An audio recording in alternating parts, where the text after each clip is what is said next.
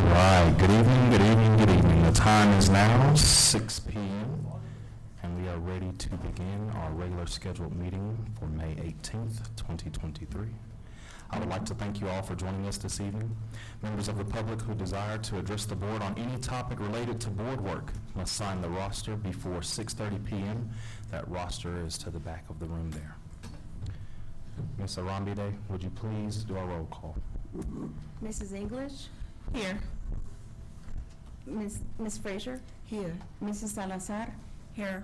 Mr. Williams? Here. Mrs. Wells Hill? Here. Naija Ali? Here. Candelora Dionisio? Here. Mr. President, we have a quorum. Thank you.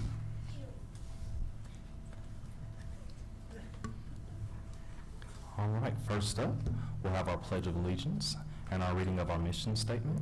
Today, our Pledge of Allegiance is read by Ms. Yuretsi Maldonado, Raiden Luna, Devoy Bent, Lincoln Cobb, and our district mission statement will be read by Desiree Luna.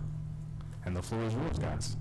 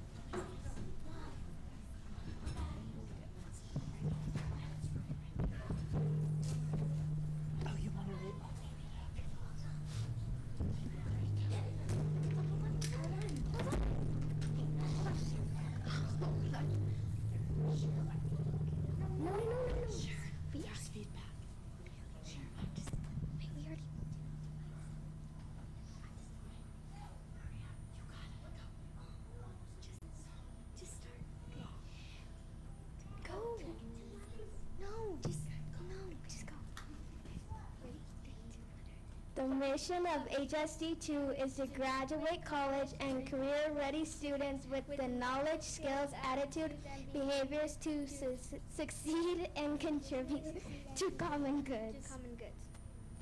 Very nice, thank you. Thank you.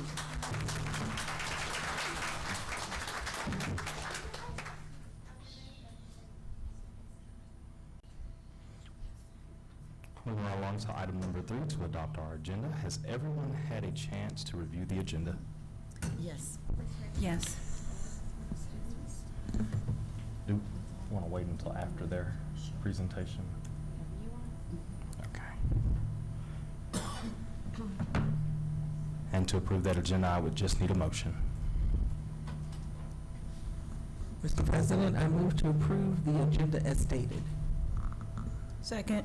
Motion by Mrs. Wills Hill, second by Mrs. English. All those in favor?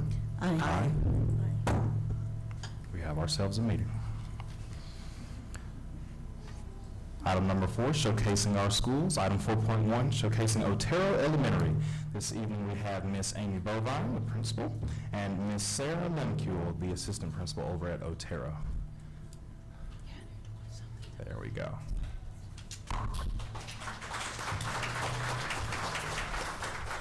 And the floor is yours. Mr. President, Ms. Dr. Bear Hansel, Board of Education, thank you so much for allowing us to come today and showcase our fabulous school. Last year, or this year actually, combining communities with the Stratmore Hills was really a blessing for us, and it's really allowed us to launch and become even more fabulous community. And to support Harrison School District's mission in regards to hearing student voice, I know you don't want me to stand up here and talk to you tonight, so fortunately, I have had the honor of working with fabulous staff and students and community members who will speak to you on behalf of Otero and our accomplishments tonight showcasing our school. One of the things that makes Otero so unique, not only as our military population, but also the 3 center-based programs that we host. And we are honored next year to offer 2 more center-based programs at our school. And so we truly are an inclusive community, and here are only a few of the comments or topics that we will be showcasing tonight that really bring back to supporting our mission and vision that we revised this year as we brought communities together. So I'm going to turn it over to our staff and students to highlight in the next 15 minutes how great Otero is, and thank you for allowing us to be part of Harrison community.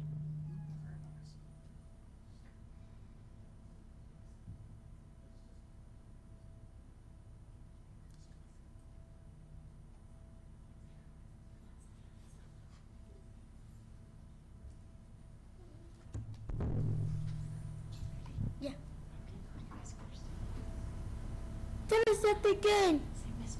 Say Miss Bonai. Tell me your good thing. Ziana, my good thing is that we're at the board meeting tonight showcasing our school. Thanks for sharing.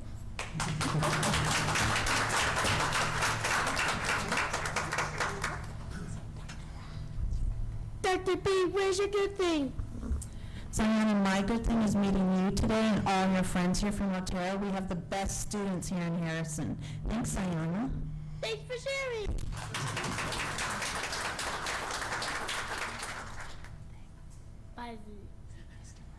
Mr. President, where's your good thing? My good thing is I am proud to be amongst such phenomenal women in this district that support our youth and our students just like you, and we are making history every single day by supporting those ladies. Thanks for sharing. Thank you, Zion.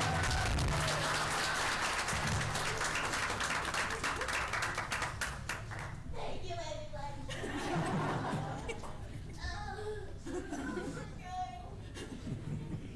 The stress of it all.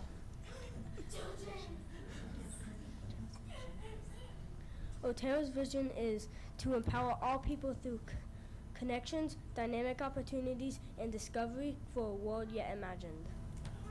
Very nice, thank you. It's hard is a mindset that is raised through the Excel model. Mr. Flippin said it best, when you have a child's heart, you have a child's mind.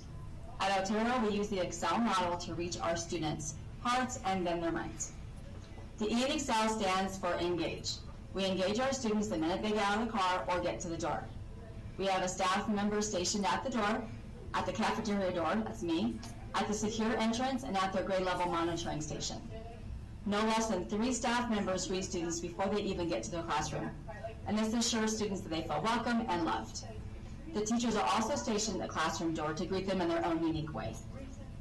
This also enables the staff to detect any student that might need some additional support or maybe some attention before they get to class in order to have a successful day. And this leads up to the beginning of class.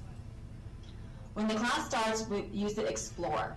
Using the first 3 to 5 minutes of class gets the kids to know our students and also for students to get to know each other, and that builds relationship and trust. We start with a journal question, which provides a stress-free writing time for the students, and then we follow up with good things.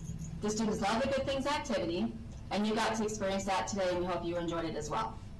Being able to share something important and having everyone listen and be interested is a powerful feeling. This time also is used to build group relationships and trust. Students need to feel safe in order to open up and share their feelings and needs. Communication is the middle letter of the Excel model, and that holds the model together.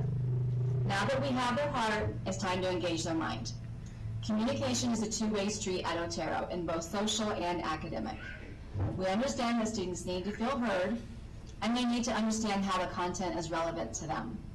We strive to open up discussions about the topics we cover in class, as well as provide many hands-on and exploratory experiences as possible. We also know that students learn from each other. So if you walk down the hall at Otero, you'll hear heated group discussions and maybe even teamwork on a project. This leads us to empower. At Otero, we're working to grow leadership and confidence within our students by empowering them to lead our great and good things, as well as group discussions and team projects. We understand this can't be done without an understanding of safety and trust. So we've implemented the CKH social contract, Capture Kids' Heart social contract, and the 4 questions to build that atmosphere. The student-created social contract ensures student buy-ins and norms and expectations for our class, and our students feel confident enough to take that leadership role, knowing that they're supported and they might in turn be requested to support other students. Teachers are building students that can take the academic load, lead class discussions, as well as advocate for their own education. The launch is the lasting impression our students have of us for the day. We need to make it powerful. So each classroom teacher uses an academic launch to either summarize what they've learned in class or to prepare them for the next day. And some also use a social launch to send the students out on a positive note. We also have a school-wide launch that sends them out on a positive note and a good feeling. So you will experience example of a launch after we finish our presentation.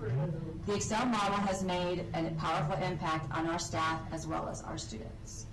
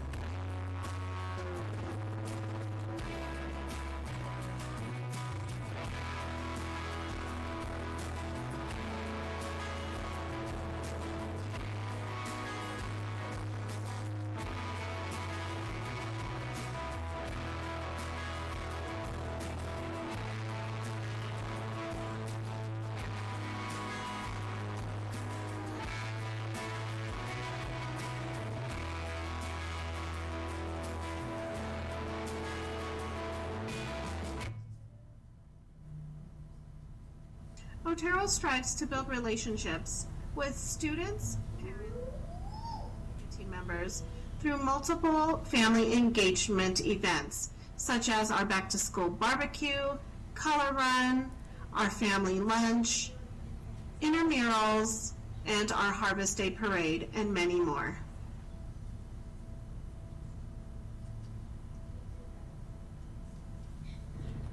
Our yearly fall festival allows our students to partner with people from our community to bring them experiences that they might not get to experience outside of school hours. Piggybacking off of that is something that's been new and unique to us this year, our intramural sports, which allow our students to participate in both basketball and soccer, get equipment that they might not have been able to, and really just go out and learn a sport and have fun.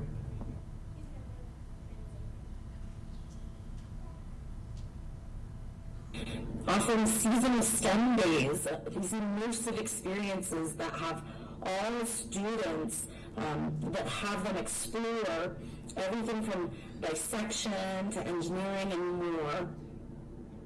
I love the philosophy that doing is one step above reading about. The Early Literacy Grant has brought a positive light in how we now view literacy. The systems implemented have paved a path that promotes growth through intervention and targeted instruction. There's no question in how we teach literacy today.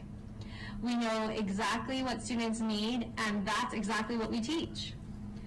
Teachers feel more confident in teaching reading, and students feel more motivated to reach their reading goals. Over the last 4 years, our school has so much more to celebrate due to ELG. So, in WIN, I'm in Miss Wallace's group, and we read a story and always answer questions, and it helps us grow our vocabulary by learning new words that are in the story. And then when we answer the questions, we know what the story is mostly about, and it helps us with our reading skills.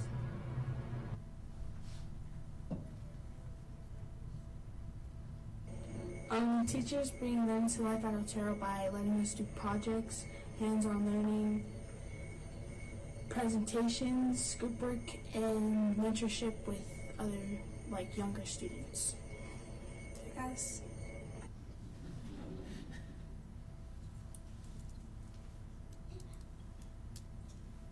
At Otero, we have really taken strides this year to move forward with inclusion. We work hard to make sure everyone is part of the group. We include all students within special education programs within their grade level classrooms to ensure that they are exposed to grade level expectations and that their same age peers are able to learn how to work with a variety of classmates. We have started the Redshirt Rookies Unified Sports Team to help give our special education and general education students a chance to participate together in an after-school sports club. We also ran an inclusion campaign in conjunction with the Special Olympics Spread the Word campaign to promote inclusion with all students. This is a big push at Otero that is highly supported by all staff.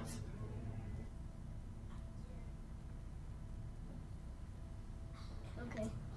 I am a military kid and I feel comfortable in Otero. It really helps me learn and it is a comfortable place and it makes me feel special. Hi, my name is Marco. I'm a military kid, and what I like about Otero is it's a fun learning place where I can do fun stuff and learn more about how we did CMAS and math and reading and writing. That's what I love about Otero. So already that was the same as I saw, the same thing. The millipede was so cool. And finding one in the zoo and finding Puddles the snake in the zoo, that is so cool. So when JA comes in, their goal is to do a full-day grade-appropriate program to promote economic literacy with our students. Exciting, engaging, hands-on, and students take these big ideas of economics. I was telling kids how to make a budget for their house. We have to pay for trash, we have to pay for sewer. It was like this mind-blowing experience. So being able to connect those things, I think, is something that kids are missing. Junior Achievement provides that.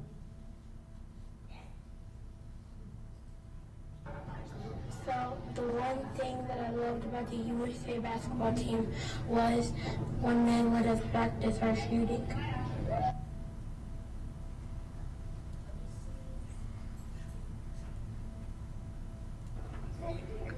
When the college teenagers came to read to us, that was so cool, and I loved when they read to us. That was so amazing too.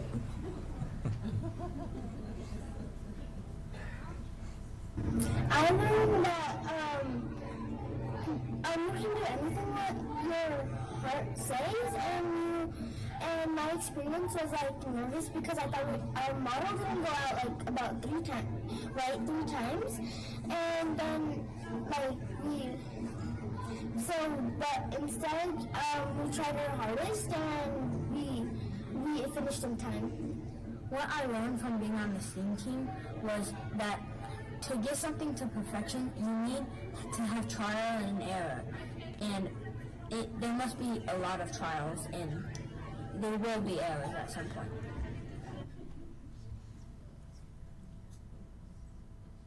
Hi, I'm very grateful to be here today at Otero Elementary School. I really enjoy coming here to all of their activities they have.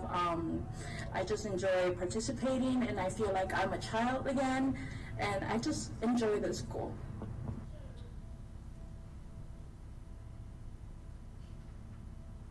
Otero has a diverse demographic of students and families.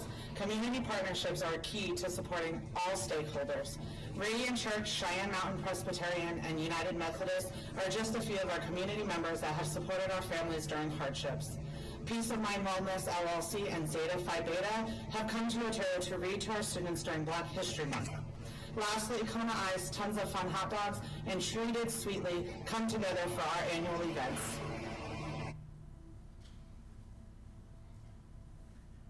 History Month, we had some amazing volunteers and community members come in and read books that were impactful and about Black history to all of the different grades and classes, and it was so nice to see the kids be excited about that kind of representation. I also edited some spotlight videos of different community members and people throughout history to also just reinstill that representation and let them know that you can be anything you want to as long as you put your heart into it.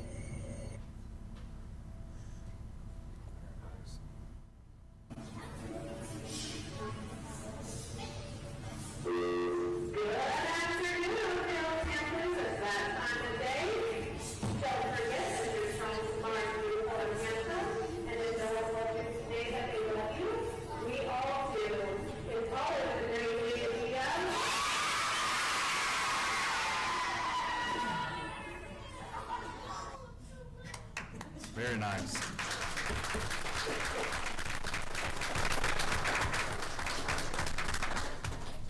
Otero is always a fun school to visit. There's always laughter and happiness in the halls. It's always a fun time when I visit Otero.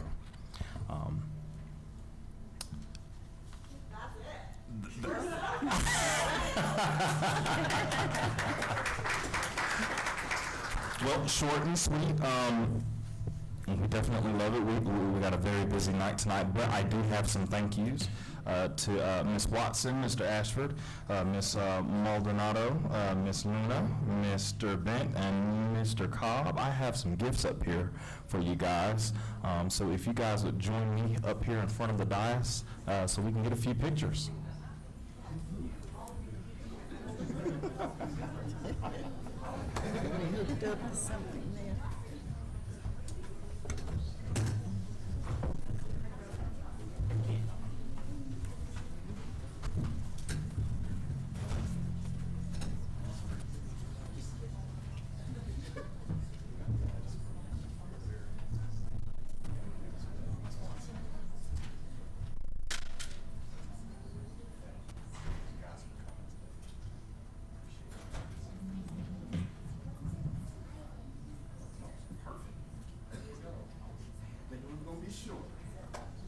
Hey, Otero, let's let the board know. It's always a great day to be up.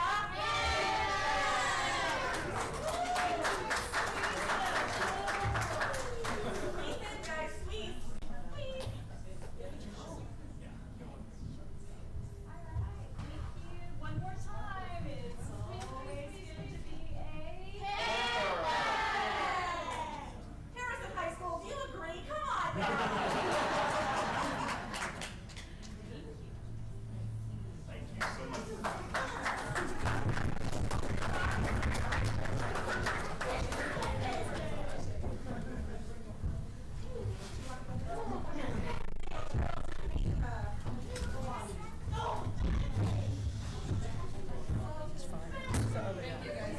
Yes, thank you, thank you.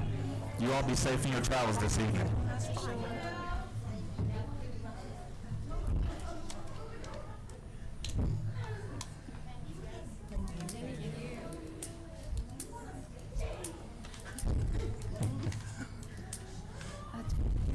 When we come in, it's usually so packed. College teenagers. College teenagers. That's the only time they come.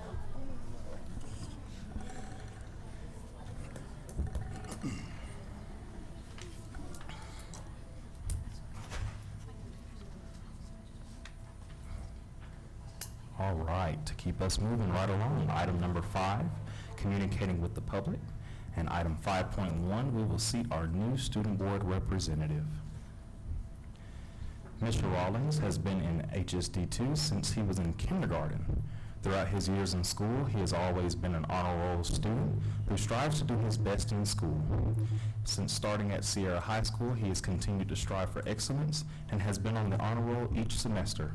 He participates in AVID and received the 9th grade AVID Achievement Award during his freshman year at Sierra. Misha has received many awards and achievements through his educational journey. However, he stated nothing he has received so far could compare to the educational journey. Could compare to the honor and privilege of being chosen as the new student board representative for Sierra High School. Through his accomplishment, Misha wants to make his friends, community, and most of all his family proud of the student they have shaped him into. Misha will hold this position with the greatest honor and dignity and continue to attain more achievements. He would like to thank the staff of Sierra High School for supporting him, the administration of Sierra for helping him through the interview process, and the Board of Education for selecting him for this wonderful opportunity to represent the students of Sierra. The board would also like to acknowledge that Misha has been selected by the Colorado Association of School Boards as one of the 9 student leaders for the 2023 Student Leadership Planning Team, who will be planning and leading the Student Leadership Strand at this year's annual convention in December.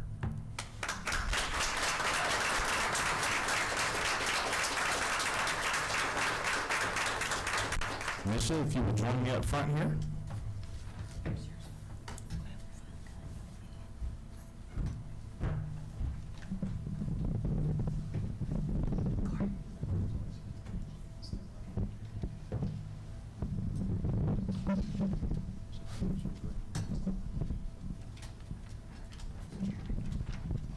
And I know your hands are full, so it's okay. You don't have to raise your hand, all right? You'll repeat after me, okay? I state your name.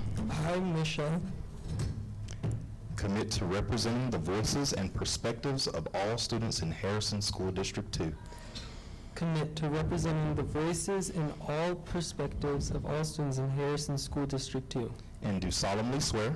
And do solemnly swear. That I will faithfully perform all duties. That I will faithfully perform all duties. Of a student board representative. Of a student board representative. As stated in HSD2 Governance Culture Policy. As stated in HSD2 Governance Culture Policy. Exhibit 2E. Exhibit 2E. Congratulations.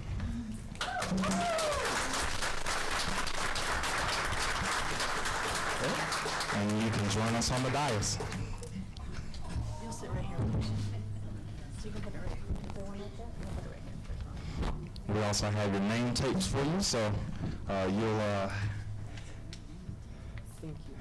have all the colors you need. Your seats up here. I thought they were bringing them. Oh yes, pictures. Oh my goodness. Family, please come on up, because we want to get pictures with you as well. They're a little shy. That's all right. Oh, you'll be here, Misha. We're here, yeah.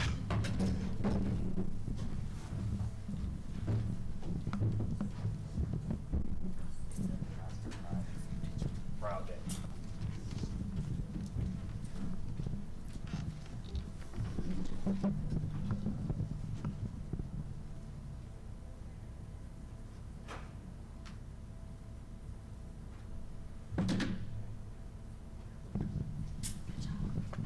Very nice. Thank you, thank you, thank you.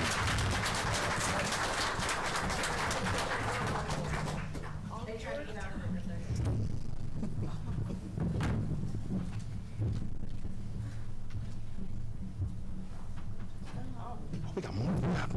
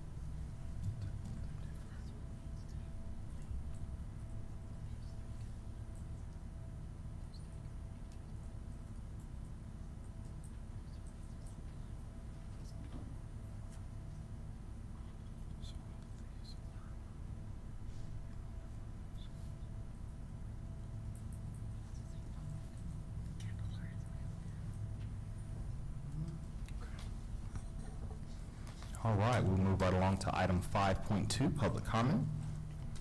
Members of the public who desire to address the board on any topic related to board work are welcome to do so at this time. Speakers must limit their remarks to not more than 3 minutes and appoint a spokesperson if the concern is a group concern. Personal attacks will not be allowed. Any focus on an individual and calling a person out by name will end the speaker's comment time, period. The board will not respond to any public comment. We will review the information presented and may provide responses as needed at a later time.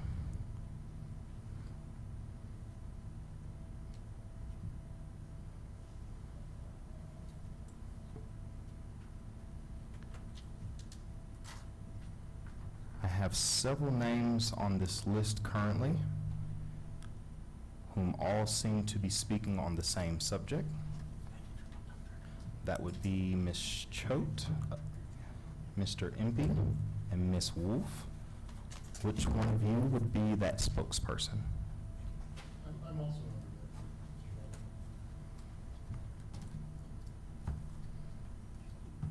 That's Tom. Gotcha. My understanding is that two of us are entitled to speak. Yes, because you are the subject, so.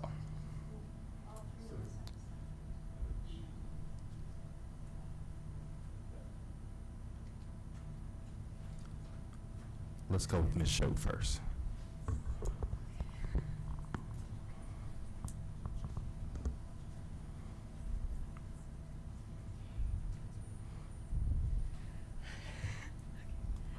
Is this okay? Sorry, hold on, just making sure.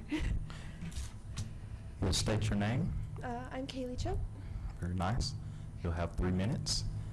Ms. Arambide, to my left, your right, we'll start the timer. She'll also state when your time is up.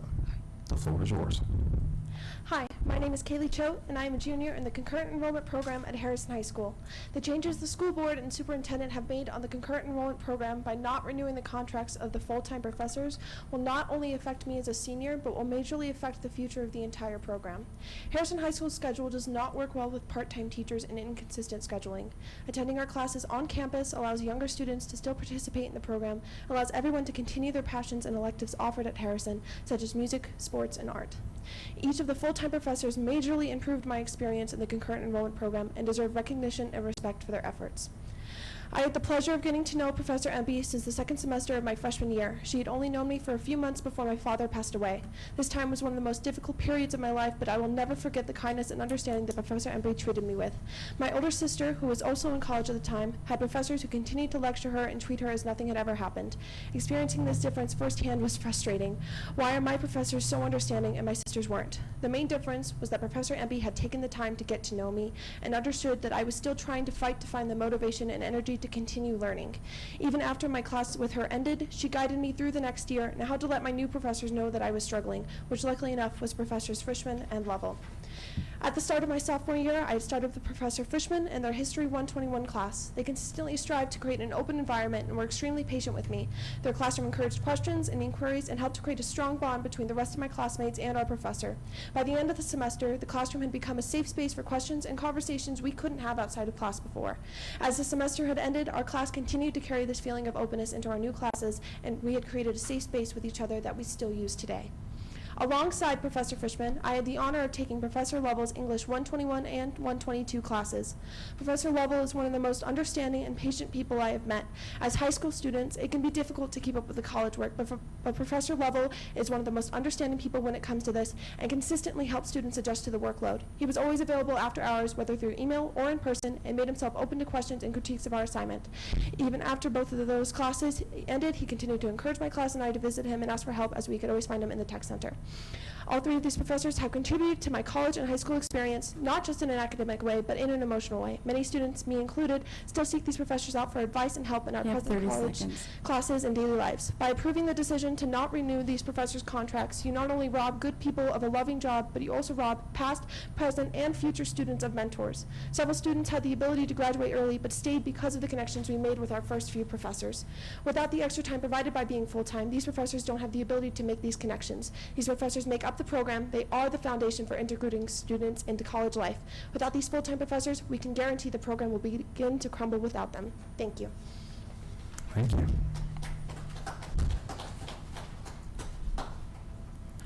Aside from the subject, you have a very good speaking voice. What's your name, young lady? Yes, you. Yes. I thought it was Claire. Claire received our Women of Distinction Award for Dr. Berhansel last week in her absence. You did a very good job last week. Thank you. Yes, ma'am.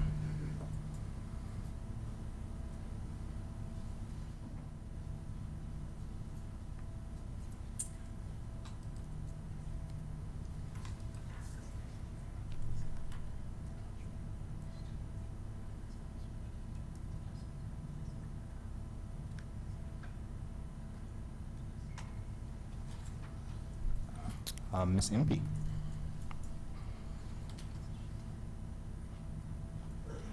Good evening. Yes, ma'am. You'll state your name.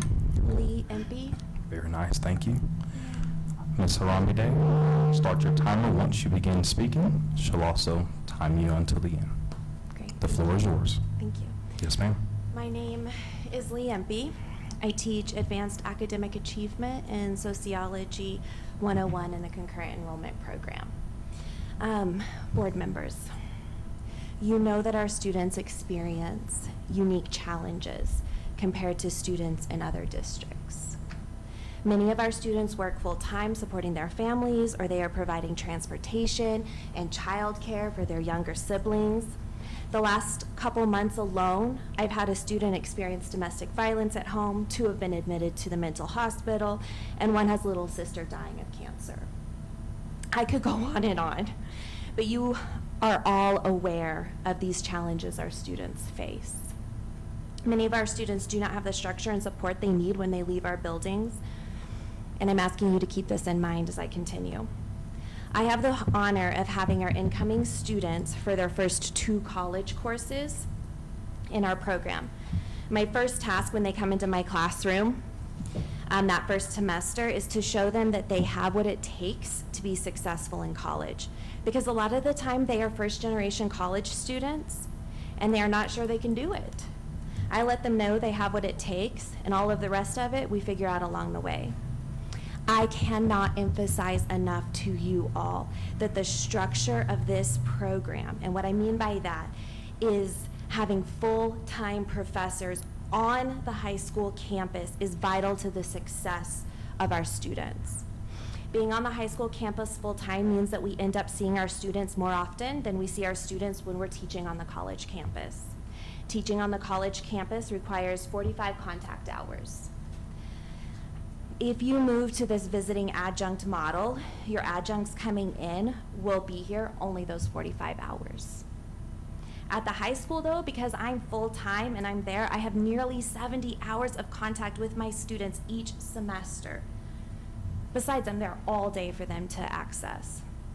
This is a significant difference, and one that allows us to get to know our students at a deeper level, that allows us to deliver clarification on content, and that allows us to work one-on-one with our students, something all of us do. We are able to cultivate academic success for our students because we are here full-time, and our positions are dedicated to our students. Not only because I'm sitting in my classroom and available, but because all of those hours I spent getting to know them and their unique circumstances means that they will stop by my classroom and ask me for help. This means that they are more likely to succeed.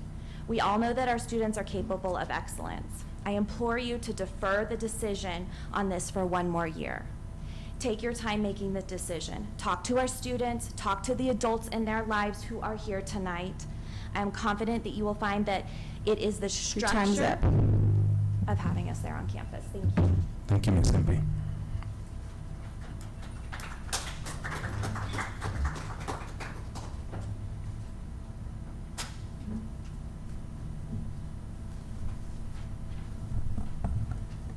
I have Ms. Lisa Wolf.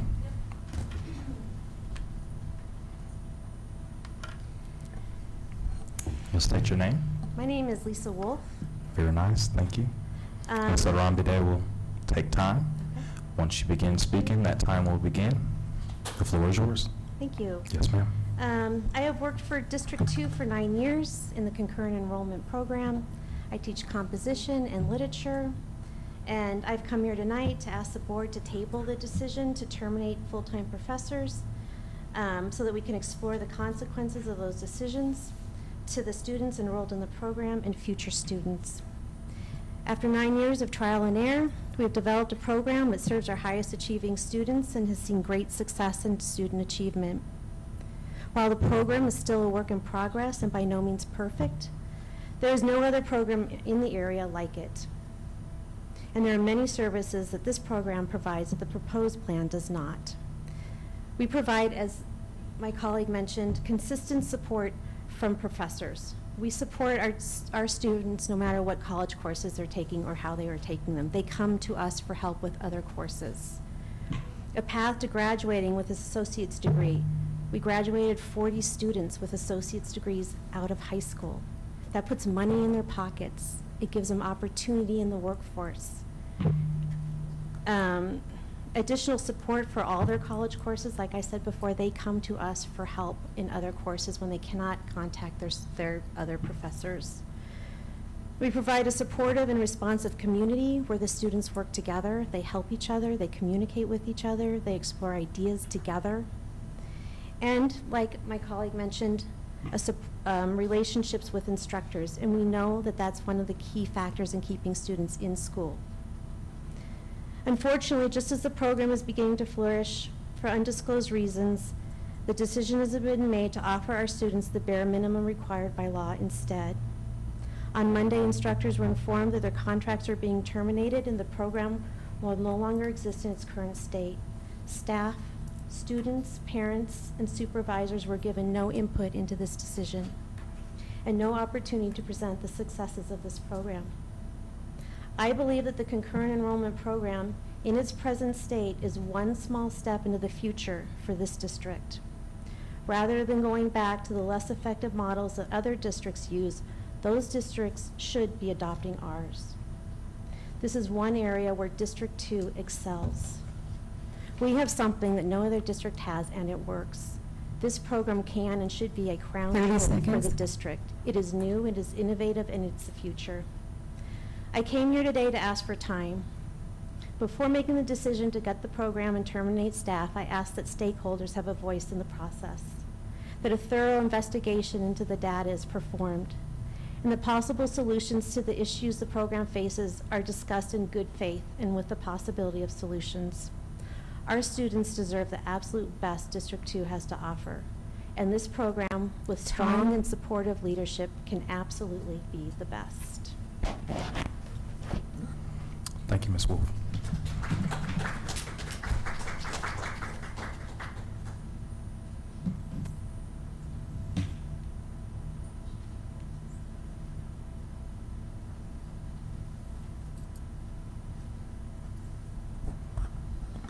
Mr. Tom Lavelle. Is it Lavelle or Lovell? Lovell. Yes. Lovell. My students remind me that rhymes with shovel. Very nice. And state your name, sir. Tom Lovell. Thank you, sir. Of course, the same. Okay. Ms. Harambe will take time for you. Your time will begin once you speak. The floor is yours. I'm a professor in the concurrent enrollment program at Harrison High School. I'm here to ask you to table consideration of the non-renewal of contracts of the full-time faculty members in our program. You've heard from others about some other issues. I'd like to talk about the process that led to this decision, or more precisely, our lack of insight into the process that led to this decision. We were told at our separation meeting on Monday that the decision was made by the superintendent and the assistant superintendent, but that's all that we know.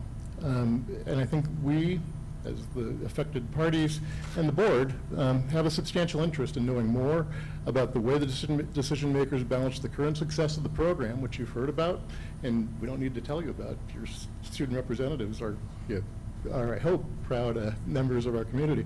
Balance their success with whatever other factors they considered. Most people think the decision like this would to reduce support for a successful program would involve a thoughtful, deliberate process. Again, we know nothing about it. the relevant stakeholders, anybody immediately involved in the work with the students was not consulted or involved. And also that group of stakeholders might have included our counterparts and our colleagues at Pikes Peak State College, who consistently tell us that our program has much better results than any other district's concurrent enrollment program. We've also been given such short notice. We were told that this decision was made months ago. We were only told about it on Monday.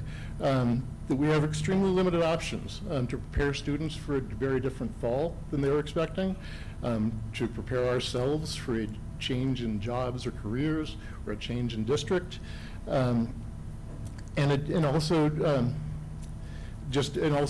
we do not have the opportunity to fully and completely advocate for a reconsideration of this matter, which is why we have to have this discussion in this public forum, which we'd rather not do. We've sought answers. On Tuesday, I sent an email to the superintendent with her out of the office. The assistant superintendent for personnel services responded, saying he would answer questions. I sent him a list of 5 questions. 30 seconds. His response was 16 words long. And all it said was that because of a program change, our contracts would not be renewed. Concurrent enrollment is one of the great successes of this district, and we have an opportunity to grow it, to make it a centerpiece of how we tell our story to the district and to students outside of the district. I think that we have ways to improve the number of students we serve and how efficiently we serve them. Your time is up. And I ask you to table consideration of the non-renewal of these contracts. Thank you, Mr. Lowell. May we approach and give you some documentation about the success of the program? Thank you. Thank you. Yeah, well, thank you. I appreciate it.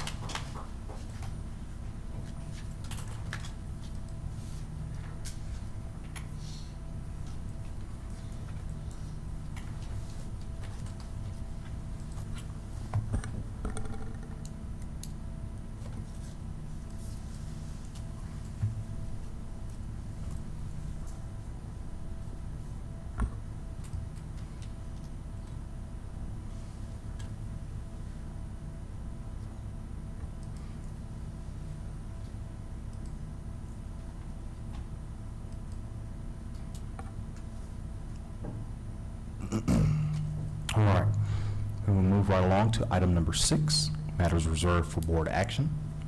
First up, item 6.1, we have governance culture, 8.2, and our board member conflict of interest. Has everyone had a chance to review said documents? Yes. Yes. Thank you. Item 6.2, I would just need a motion to approve those changes. Mr. President, I move to approve the changes to GC 8.2. Second. Motion by Mrs. Wills Hill, second by Ms. Frazier. All those in favor? Aye. Aye. Item so moved.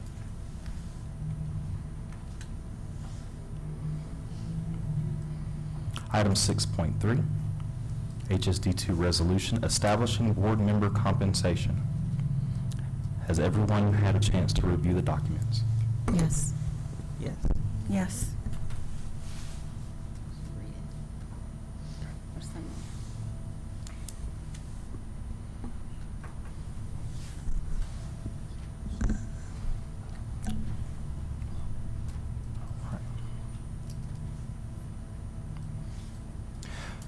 Whereas in 2021, the Colorado legislature passed HB 211055, now codified as Colorado Revised Statute 2232-104, which allows for members of a Board of Education to be compensated for their services in an amount determined by written resolution adopted by a majority vote of the board.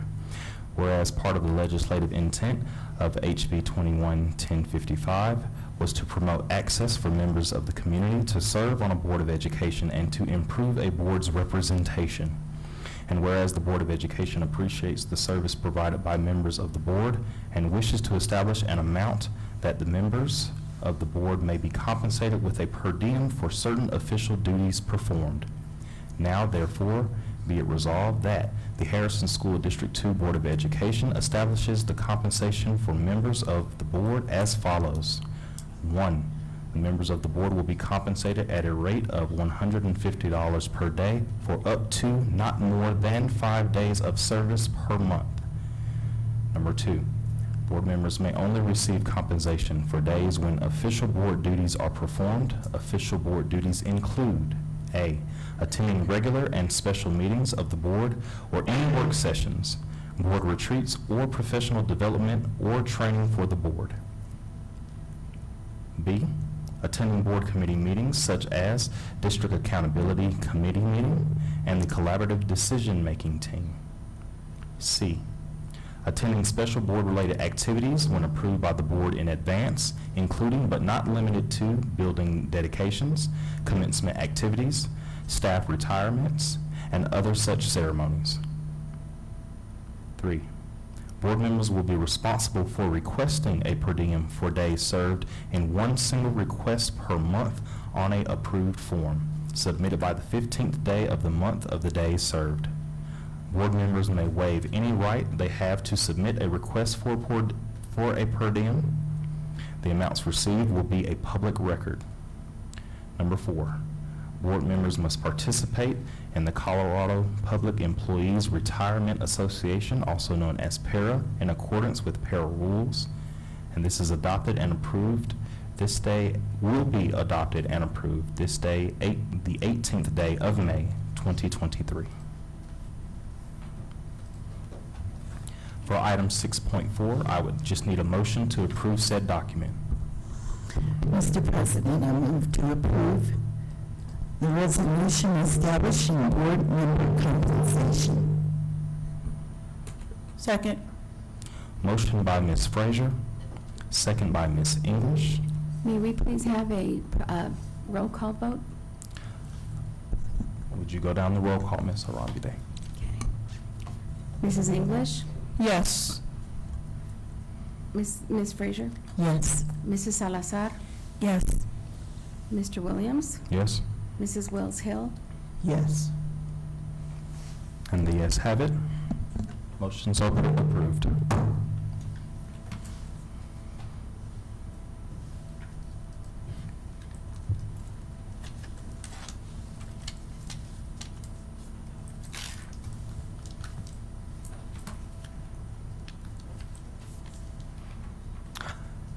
Moving right along to item number 7, communicating with the board.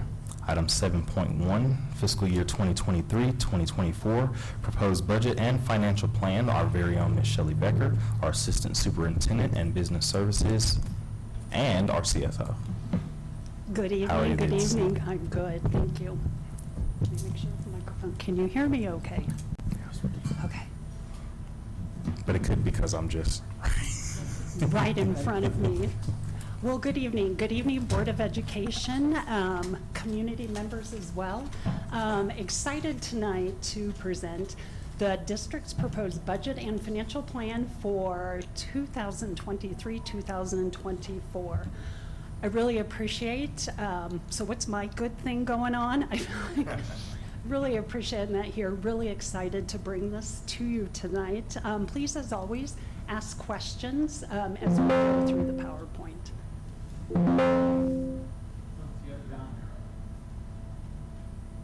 The down arrow, great, got it. Okay, so tonight's agenda. Tonight, we're going to talk about compliance, Colorado and federal law, why we're here tonight to present a proposed budget to the Board of Education.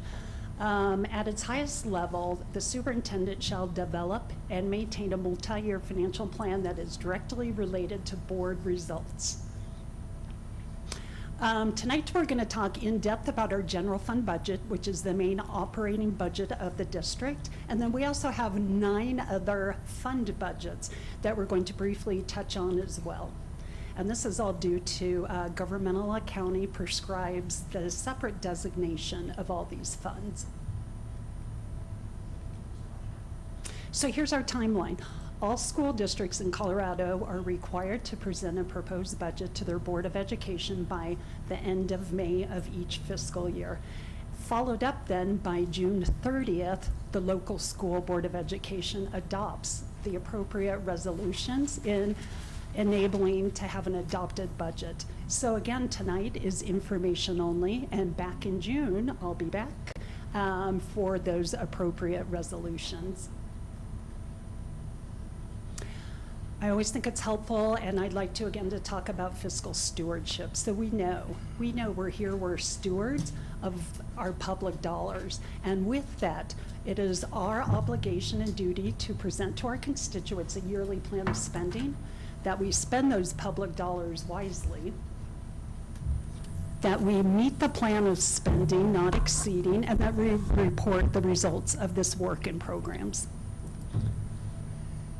So I always like just a great refresher to talk about. I know oftentimes folks think, oh, the budget, that's just numbers, but it really, the district budget provides the strategic goals and direction. We talk about and our funding, our plans for our educational values and needs. And we talk to the resources on how we're going to meet those needs. And it's also about communicating the financial operations of the district. And then also, we follow up and report on that progress. So just to touch base on, Colorado state law requires that a school district submit a balanced budget and not overspend this budget on an annual basis. And as we've had conversations with the Board of Education, and we report up through our financial OEs, that our Board of Education policy requires that our district budget is built on a multi-year plan to include a balanced budget, and our general fund reserves remain at a 13% of general fund expenditures. So here's a part where I'm gonna do, what's my good thing? Woo! So my good thing, and what I'm really proud is, and it's the collective work of so many, the Colorado School Finance Act. Our inflationary increase for this next year is 8%. And again, Colorado School Finance Law states that school districts are funded on growth plus inflation. I've been doing this work for 23 years and have never seen an 8%, about, I think around 3.5, 3.6. So this is tremendously exciting across all 178 school districts in Colorado. What does that mean for us? So here for us at Harrison School District 2, that's an increase of $10 million. We also know we need to share our proportional share with our charter schools. They're a part of our students as well. So the direct revenue piece to us here at Harrison is just under $7 million. Our student enrollment, we're projecting a flat and no change. And just as to recall for all of us, October last year, when the October pupil count is done, we saw a little bit, not quite 230-ish less students than the year before. We all know there's quite a lot of activity and hubbub going on in our district. So we're projecting this budget is built upon a flat, meaning no change, no increase, no decrease, and we are going to continue to monitor that throughout the year.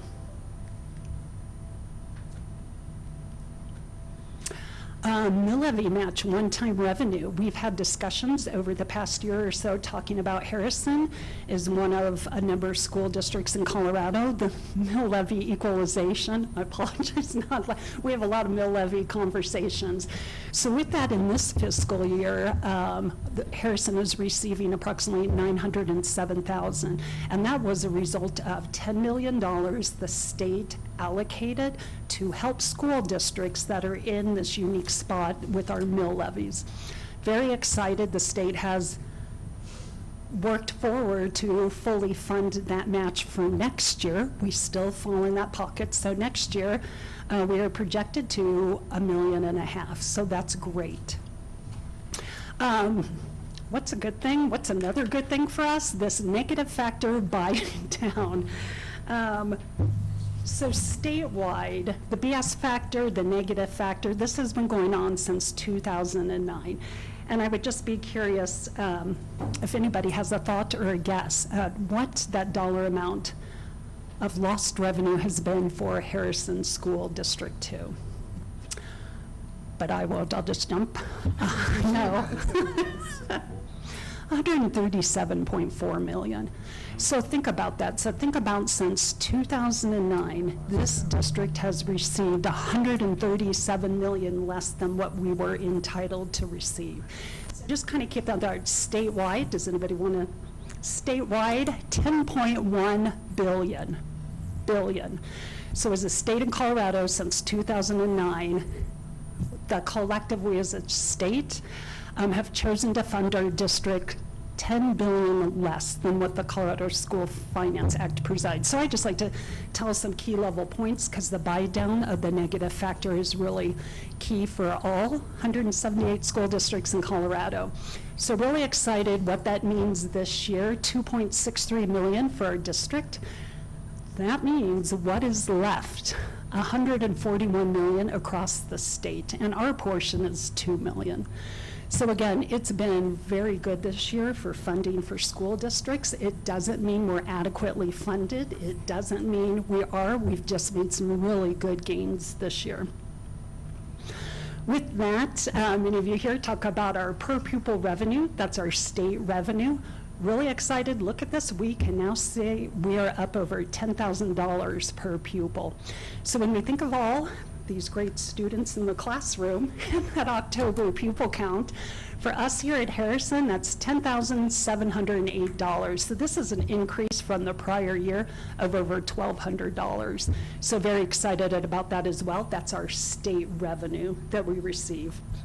As we look at our pupil count, we know our charter schools, so that percentage breakdown is about a 66-34 percentage split between our neighborhood schools and our charter schools. What is our good thing? This slide says it all. So I think the collective very excited. So all of that additional revenue of that $6.9 million, of that 8% inflationary increase, Harrison School District 2, this budget includes that funding going directly to compensation for all staff.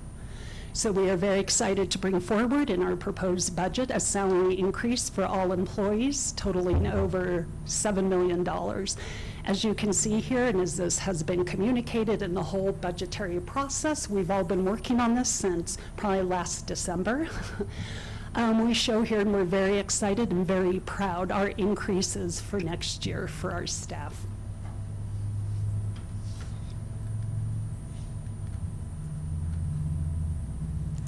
We still have the good things continue. So no increases to staff, our employees, or the district for our medical, dental, and vision insurance. Through the work of our district insurance committee over this past year, we went out to market again and are very excited. We all have a change in our insurance provider. That has meant zero or reduction in costs for both the district and our employees. And I think overall, pretty excited happiness about some of the insurance plans for employees. So we're excited about that.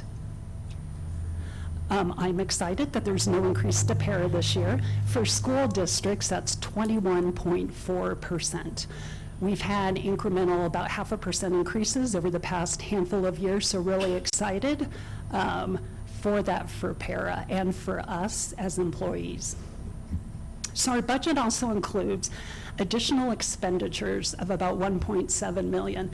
And these are things as we have talked and we work through the process of building our budget, and it's very in-depth through our departments, through our schools, and so this budget includes some additional expenditures for our safety and security programs, enhancements of our co-curricular program, very excited about that, an in-house legal department, social workers and speech language pathologists, and our newly formed wraparound services department. With that too, we are adding additional FTE, and FTE, a full-time equivalent of 1.0 would be considered. That's how we account for our staff and employees. And with that, as we have talked about, when you look at this, and that's why I wanted to provide a breakdown, over 51.5 of the 60 FTE that we are adding is all directly related to our schools and special education. As you can see, look under the certified, we are adding 34 new certified FTE, 32 of that are for special education. And I just want to remind you, the typical percent of SPED across the state and districts is 9%. We are getting close to 30%. So our needs for special education are increased, and hence the need to have more support staff. That does include under SPED, you would also find some social workers and psychologists to help with the testing and the mental health support for general ed kids as well. There has been an additional piece of revenue, and again, as we collectively all might say in the state, special education is an unfunded mandate, and we know that, and we know we need to serve our students. So that discussion continues on as well, up at the legislature as well. Okay, our revenue, so our general fund, which is our main operating fund that we just talked over a few of those items. Our total revenue, $161.7 million. Just as a note to mention, when I just mentioned from 2009 up till this year, $137 million less is what we have received in revenue due to the negative factor. That's almost a whole year's worth when you kind of put it together and operating. So just as a note to say, again, we're a school district. Almost 84% of our funding comes from the state. We're hedging up a little. Local revenue is our property tax base. Flip side with our expenditures, and I know everybody hears this again, salaries and benefits, 83% salaries and benefits. We know we're a labor-intensive service industry. Okay, so here we are at our general fund. Just a couple things to note out. So the budget process, as I said, we start in December-ish, and it's subject to legislative actions and things. And to come to a multi-million-dollar budget doesn't just happen overnight. So we're pretty excited. It often, when it comes to just this one slide with one slide of numbers, it's hard to really relate the impact and the work behind the scenes. But I think we're all very excited, excited for this new year, our budget, what it contains. Just wanted to mention a little bit, the budget process is very in-depth and it involves all of our leaders, stakeholders throughout the district. And just to point out one item, just really proud of the collective good. We were challenged or asked or grassroots our departments to look at areas for savings or cost efficiencies or effectiveness. And just really proud of our departments collectively, almost $1 million. We really took an approach of scrutinizing every single line item. And for me, it's always exciting when all those lines of numbers roll up to the big thing. So really proud so much of what this budget contains for Harrison moving forward. Okay, so as we mentioned earlier, we talked to 5-year financial plan or a multi-year plan. And what does that look like in the future? So that 8% inflation, it's probably not going to be 8% next year. We are modeling forecasting right now 2.5%. Right now, some of the numbers coming out of like legislative council and others are excuse me, talking about a 3%, but so much remains to be seen with the economy. Negative factor held constant. That's great. Just as I talked to the intent, there's definitely legislative thoughts to buy down that negative factor, but there's also going to be, I think, some maybe competing bills in relation to property tax. So again, we're erring on the side of right now that we still have the negative factor in there at that 2 million. But so much can happen. Pupil enrollment flat. Again, I think we're starting to see some pockets, some of our school areas for some potential increased enrollment. So much more to come on that over the summer months as well. I haven't mentioned ESSER to the Board of Education in quite some time. This is our reminder. Harrison was very pleased. We received, or we're working through that, was awarded just shy of $58 million with our ESSER and COVID relief funding. ESSER 3 in September of next year. So it has just been monumental. We'll have more information on that to come as well. We will leave no dollar unspent. So really excited, but it is for us to remember. For example, that's how we have funded our before and after child care program that we serve over 1,100 students every day. So those are things that we'll be working on in the future. Also, again, compensation increases and items for us to discuss and talk about in the next year are expenditures, fund balance percent, and new and recurring revenue streams. So here's the slide, the multicolor that I bring before you. And again, as I always point to, when we follow the second line from the bottom, available fund balance, and look to the right. So we know this shows 5 years, but we know per our board policy of a 13% fund balance, that column there, 3 from the right, that negative 4.7 million. So we know, again, this is just a projection at a point in time, so many different variables and factors to come. Okay, Paul, is there any questions on general fund before we briefly go over our 9 other funds? I just wanted to clarify, our assumption in that model is no increases. Our intention is we will continue to increase salaries. So I don't want someone to hear that we won't have increased salaries. We will, but as we do the model, we can't do the model until we know what salaries we would offer. So I don't want someone to think we're not doing salary increases. Again, we are. That is our priority, as we've said in CD&T time and time again. But with the model, we just assume no more increases until we can put those into the model. Great, thank you. Okay, we have 9 other funds we're going to move through. Again, any questions? Our first one, our insurance reserve fund. This accounts for basically our property insurances of the district. And due to all our bond work and the phasing in of those costs, we're on, as I just noted, year 5 of a 6-year plan to get those all up to date. And when you look over time, if you look at the 2019-2020 column, you could see at that time our property and liability insurance is just over $700,000. We're now almost double that. So again, that's to cost of claims, cost of hail and wind damage, exciting, we're building new buildings and updating them. We want to ensure we have the appropriate coverage as well. Another exciting year for nutrition services. I just love nutrition services, and we're really excited for some of the work. Our fairly new director of nutrition has already started having conversations through student engagement about enhanced menu options and choices for next year. Again, an energizing, refreshing rebranding of nutrition. We're working on to facilitate the inclusion of Medicaid data in our direct certification process.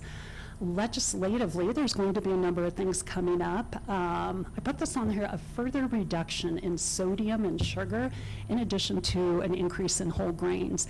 And believe it or not, that's creating quite the hubbub, because we know when it comes down to how things taste and the flavor for our students.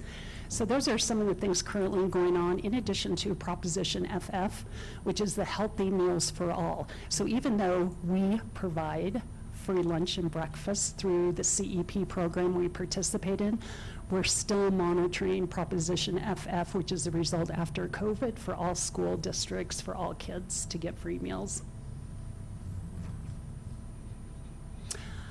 Pretty excited with our Nutrition Services Fund. Colorado Department of Education, CDE, prescribes that you cannot carry a fund balance larger than 3 months. So we're talking about, we have a little bit of money to spend, and we're very excited as we're going to make investments. I was kind of coining it like cafeteria curb appeal, as we had talked earlier, but we're really excited for a refresh look. even for some of the equipment and the presentation. Excited to see what lifting up the food in a stance, like a tiered stage versus just sitting flat. Some enhancements for that for nutrition services this next year. Our government grant fund, this is where all of our ESSER funding comes through, and I want to point out on this side, this is where we account for all grants within the district. If you look at the first column, all the way at the bottom, total expenditures, $12.9 million. Now go right across to the last column, $31.6 million.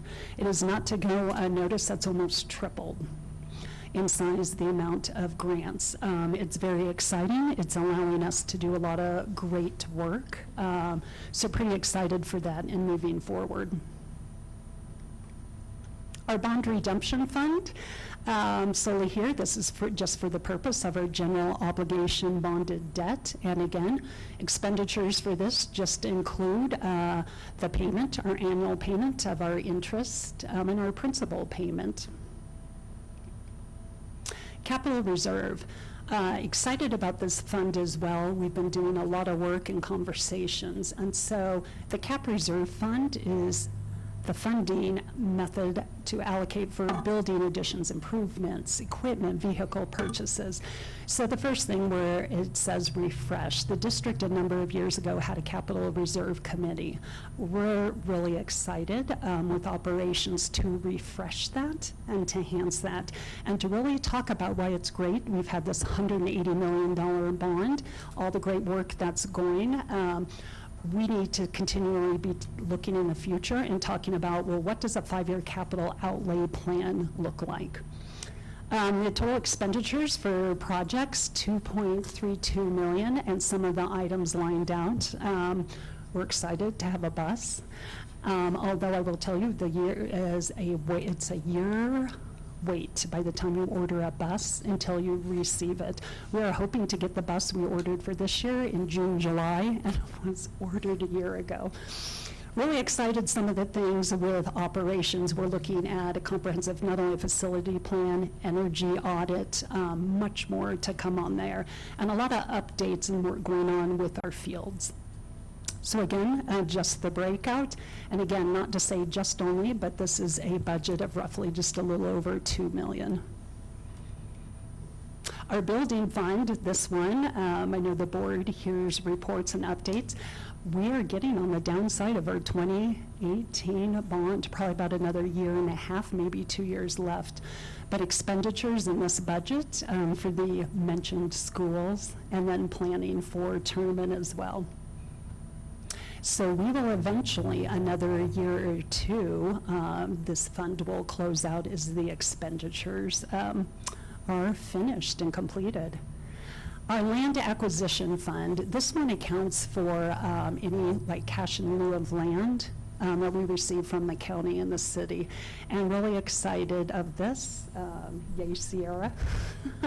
Planned projects include the baseball fields at Harrison High School and Sierra, and sod at the practice field behind Harrison High School. So again, this is a small fund. You can see total expenditures, just under $500,000.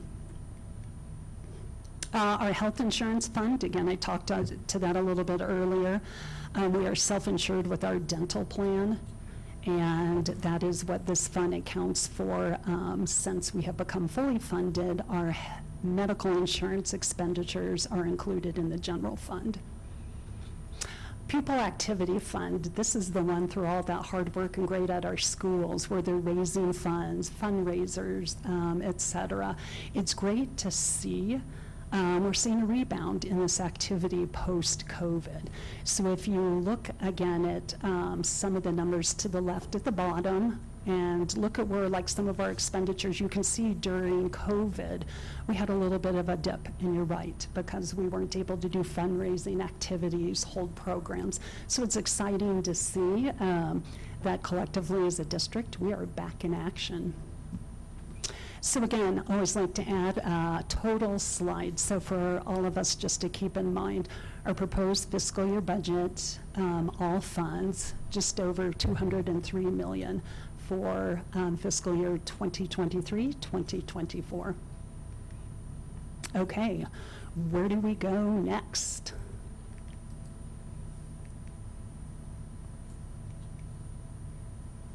So we will come before you with our resolutions for adoption at the June board meeting. That will include, should there be any potential updates or changes, will be noted in that as well.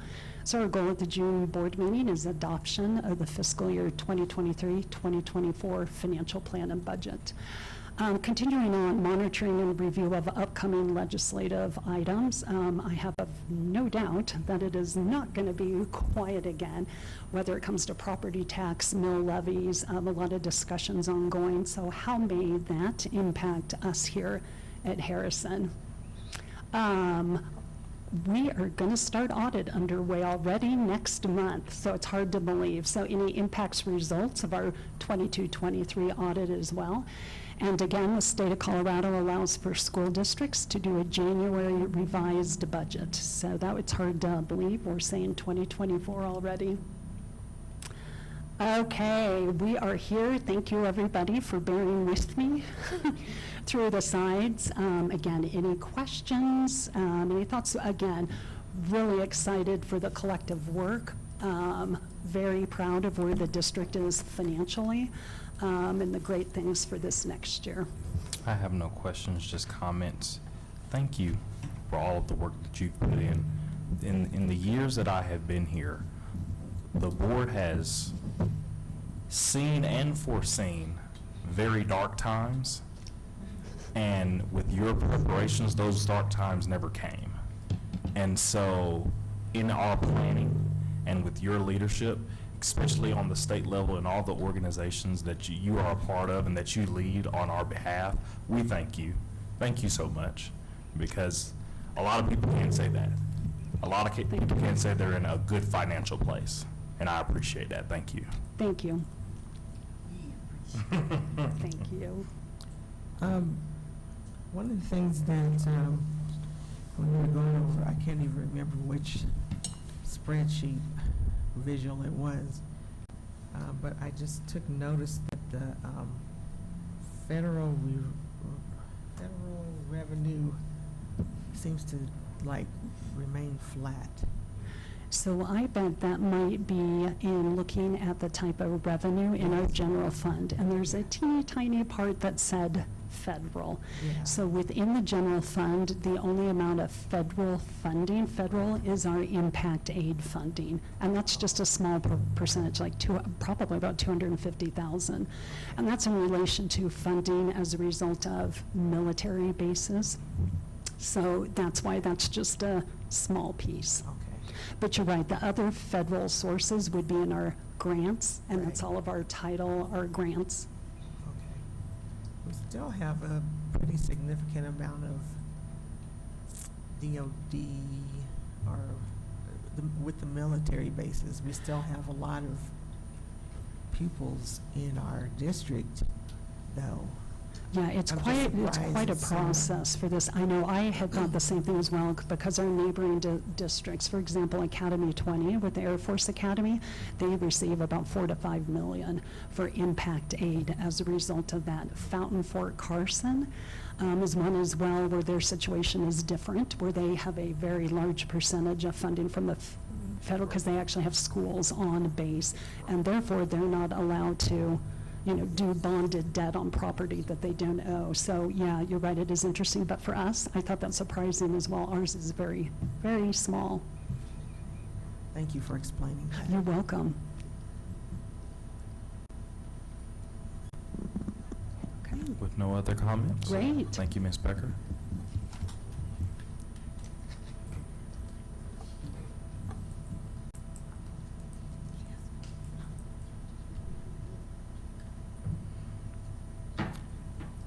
Next up, item number 8, Superintendent's Report. Item 8.1, from the Operations Department, we have Mr. Levi Schroeder, our Director of Operations. So board, just a reminder, these are just really for your information to hear the work that goes on behind the scenes to make the district run. You're going to hear from operations and then adult and community ed.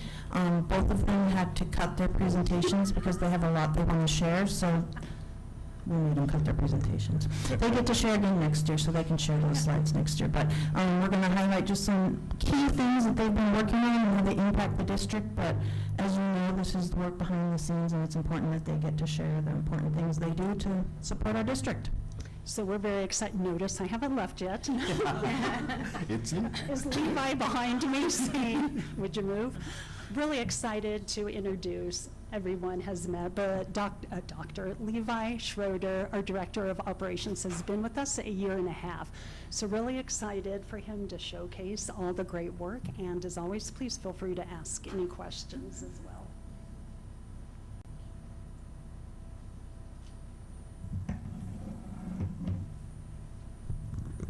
All right, I'm going to take this out. That is quite the act to follow, very tough to follow, but I appreciate you all having me here, and I get to be excited because usually I'm long-winded and they're chasing me away from the mic, but tonight, it's my night.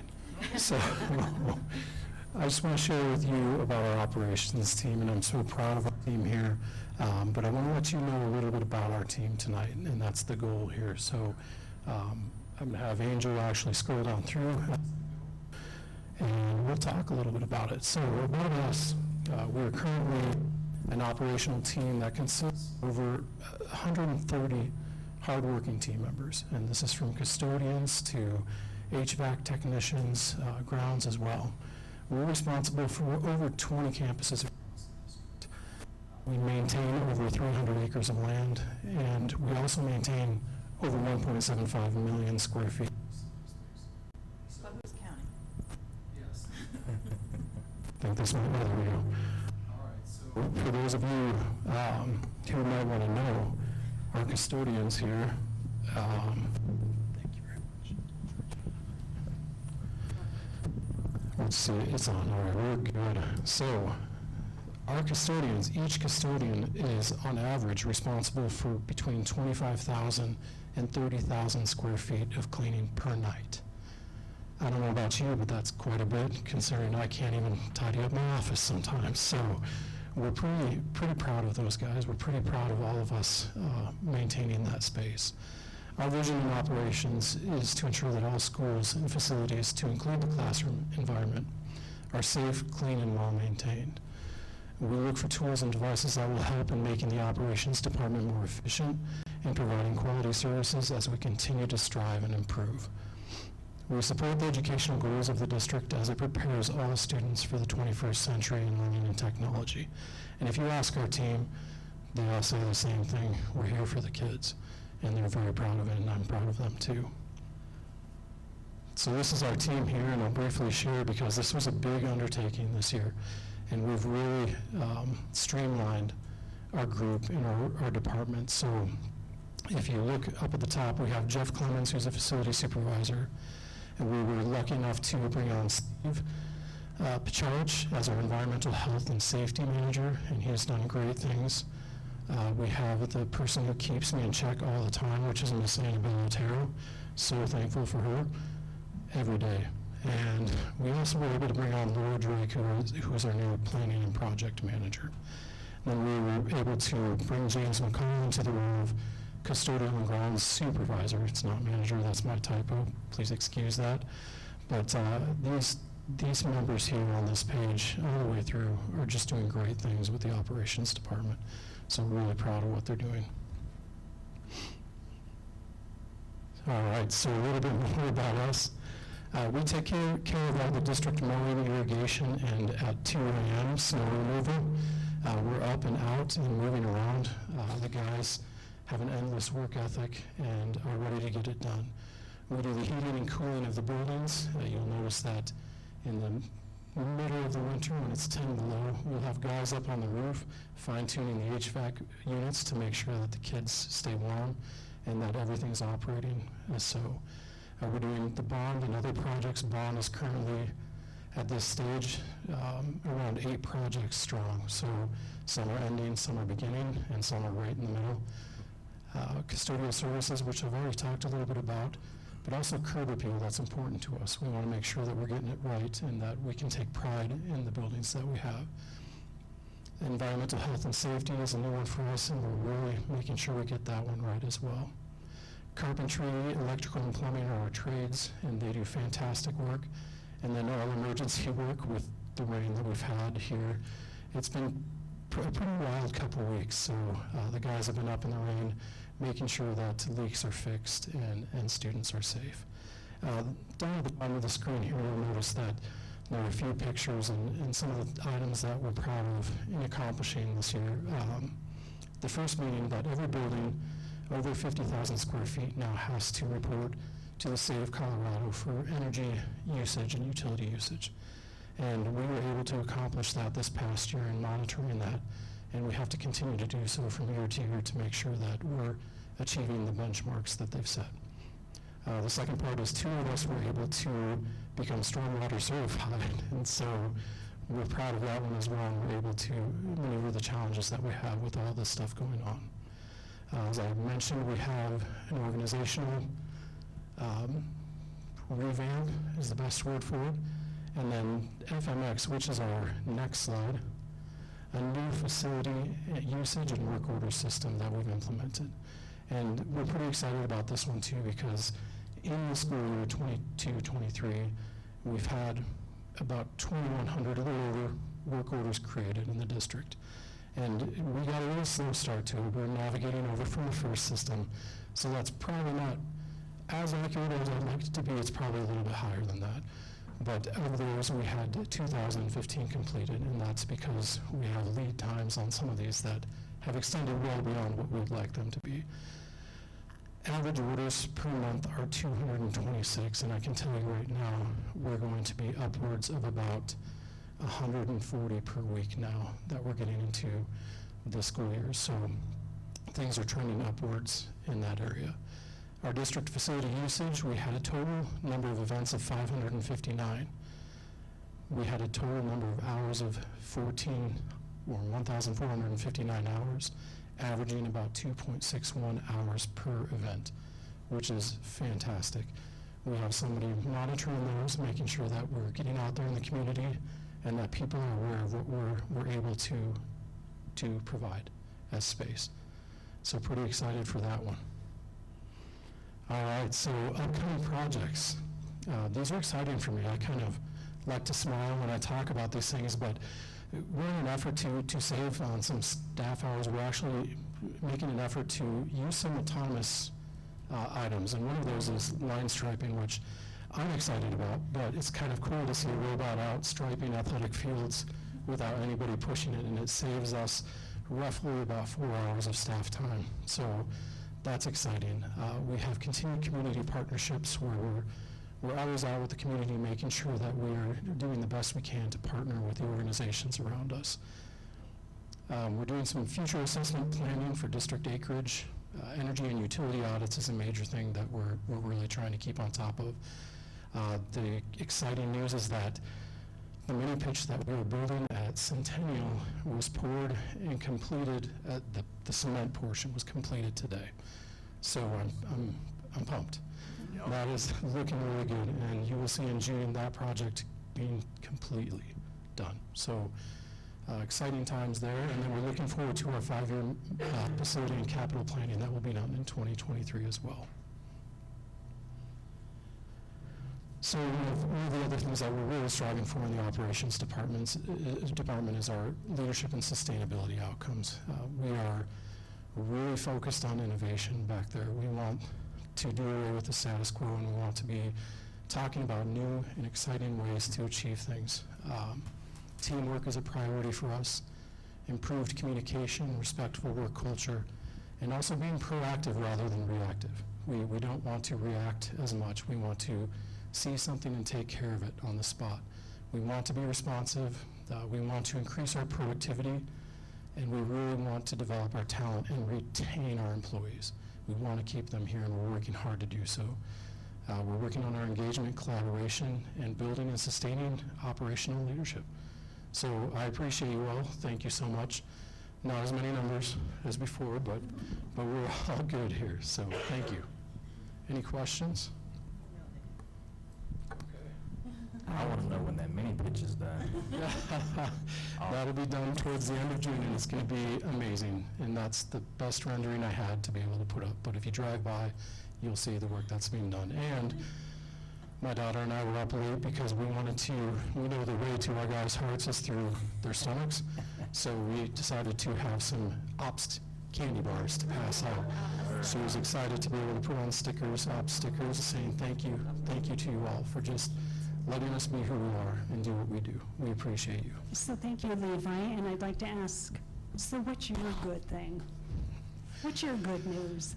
My good news is that we were noticing that during our panorama project in the bond that money wasn't stretching as far as we would have liked it to with the increasing costs. And we took it upon ourselves to apply for the Colorado Best Grant, which was pretty exciting. And we found out today through their website that we have been in the top 10 and will be presented to the state for $1.75 million to add to the panorama project. So exciting times. That is mine. Thank you. Levi, can you share the student workers that we're bringing back or piloting this year? Sure. What we want to do is create a system for us to provide opportunities for our students to come in and be an intern for our organization, for our departments as well. We have 3 in nutrition, we've got 3 in grounds, and we have 3 in custodial, and there's also 3 in technology. And we're really excited. Paid interns, yes, paid interns, thank you. But we are going to have paid interns along with our team going out and learning the ins and outs of each job and the responsibility of each position that they have. We want to create a bridge between our students and the work that we do in hopes that we can just create opportunities. We're all about opportunities, so really excited about that too. I have questions. All right. Okay. First of all, you said that you have environmental health and safety. Yes. So what is that exactly? Sure. Environmental health and safety encompasses so much. So under Steve, we have fire protection services, health inspections, lead testing. We're required by the state to reach certain amounts of lead in water that are permissible or not. We have asbestos testing. We have to go through that on a almost weekly basis in a lot of our facilities. Yes. Okay. Stormwater certified. Sure. So does that mean that you went through some training maybe with the city? We did. We went through a training with some of the state members as well. So we are certified and able to navigate our stormwater issues that we have within the district and some of the projects that we have. So they're leaning to us more to be able to walk them through what we need to have happening throughout the projects that we have. Okay, I got 2 more. The FMX work order system, that includes predictive maintenance, right? It will, yes. Yes. So we are working on plugging in all of our items from facility fleet to units that we have on top of the building and beyond. We have interactive mapping as part of that, and we will be able to map the entire facility, every school, every building that we have, and we know exactly where an item is. If somebody takes a picture, they can send it to us, and it'll tag it right to the location, and our guys will save time and walk right to where it's at and know exactly what they need to check. So we're pretty excited. Yeah, I'm just really pleased about this FMX work order system. Yeah. And launching that's just going to be such a big ROI, return on investment, yes, in the future for you. So thank you for even just bringing this innovation to the district and taking us on a new level, being really good stewards. I mean, it's a big deal that we got approved for all of the bond financing of these buildings, but moving forward, we need to take care of and protect all of those investments. So I applaud you and your team for all of your efforts. Well, thank you. I also applaud my team. They're great people. Speaking of return on investment, those paid interns that we have, are we looking to move more students towards some of the trades that we have? That was the intention, yes. Okay. Yes. We definitely, we're hurt. Opportunity, yes. I think that's innovation. Yes. Thank you, Libby. Thank you. Thank you so much.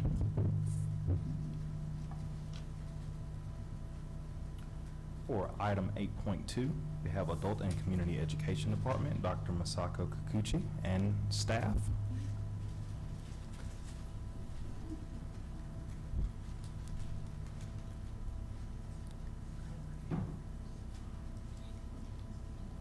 And Mr. Anderson. So I'm going to start us off. I got you. I am here to, with great joy, share some great news of the team I get to be a part of. Last night, we were able to witness history right in this room with the first graduating class of our adult and community education. So before I bring Dr. Masako up here, I have some gifts for each of the board members.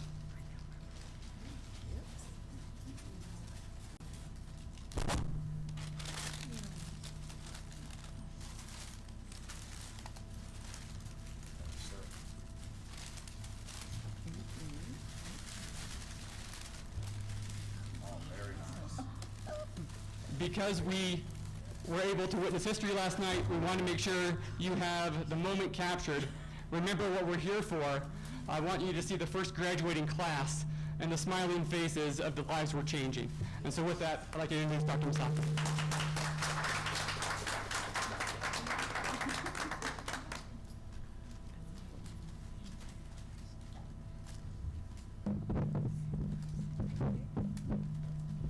Thank you, Andy, for the introduction, and thank you for the opportunity to present about our adult education program today. I am Masako Kikuchi. I'm the program coordinator. This is Dr. Judy Peterson. She's a GED instructor. Very nice. But her students include advanced ESL students too. Okay, so let me first, good go. It's done right.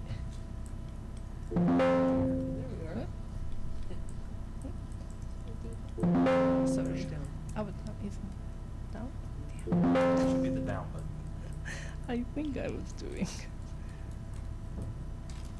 Wait, that the other one? Other one? Okay. There we go. Sorry. Okay, we got it. Yeah, can you go back one? Yeah. You got two good at it. Okay, one more. Go. One more. Yeah, one more. Okay, thank you. So I'd like to start by introducing our staff. So we have Secretary Registrar Daisy Viviano Lucero, and we have 5 adult education instructors, Amy Albright, and oh yeah, please stand up. Yeah, she's an ESL teacher. And she ESL and also English conversation. Stephen Blackmore, can you stand up?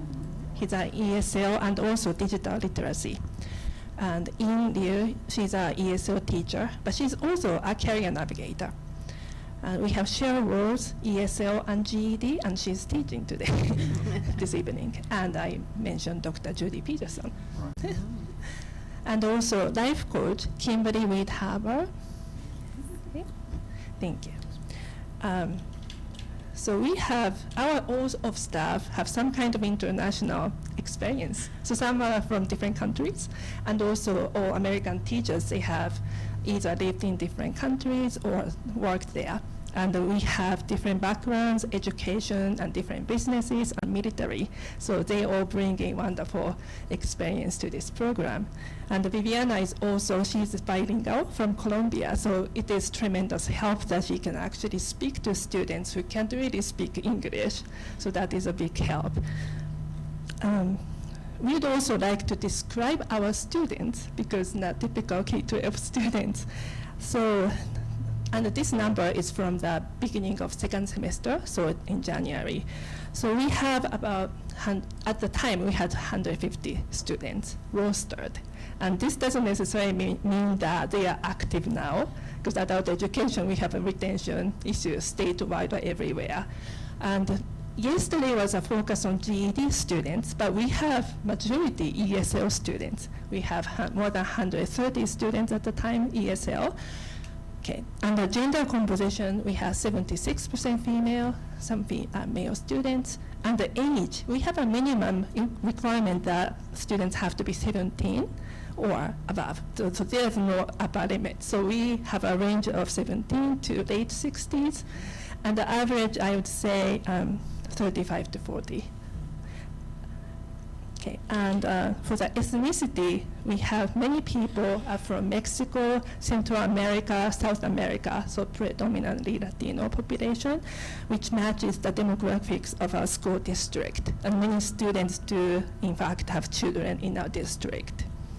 And the ESL levels, I just wanted to show that it's spread out. So the levels are measured by nationally recognized assessment, reading English assessment. And yeah, and you can see that we have above medium or middle level to advanced level. I think part of it is that really low level students, they may have a difficulty reaching to our program. And for GED students, I would like. Well, first of all, can you hear me if I talk up here? We need it on the mic, I'll just put It's just recording there. I knew I'd get some response. First of all, Dr. Masako is correct that we have a great staff. We have someone from the Peace Corps and someone from the military and all over, and I represent the 30-year retired teacher who's come back and said, I need to reteach, I need to get back in. And I grew up here, and so I knew what Harrison School District was. And I wanted to make a difference, so here I am. So I teach GED, and we have all my students that you see in your pictures there. Could you just hold them up for a minute so that everybody here could see them? What we tried to do with our graduation was to give them the real experience and not just an equivalent experience. We wanted them to feel like they could make a difference with this change. They're there for that purpose, right? They were there for that purpose. They've come to learn because of the life experiences that they have. Even one of my students who was a dropout here from Harrison School District graduated last night. So they are taking out from here the next step, and hopefully most of them have students right here. Please use the microphone. It's being right recorded. here in this school district. Thank you. I just wanted to say that my student that graduated yesterday, who couldn't make it to the graduation, has 5 children in the Harrison School District. And she is excited because she could now teach those kids how to do math, which she didn't know how to do before. And she can help them write. That's what our program is really about. Taking the community adults that want to improve the community, their life, and their children's lives, which, you know, moves over time. If their children's lives are better, then the community itself is better, and the next group of children is better. That's what we want to do, and I think that's the vision of our superintendent as well. And so we're really excited because, should I turn it to the next one? Okay. Our classrooms, we have alternative different ways of teaching our students. When I talk about students, a lot of times you're thinking about this size. But I have adult-sized students, and they come to us with language problems. They come to us from cultural problems. They come to us from family history problems. and we try to help them with our program. We have our wraparound services.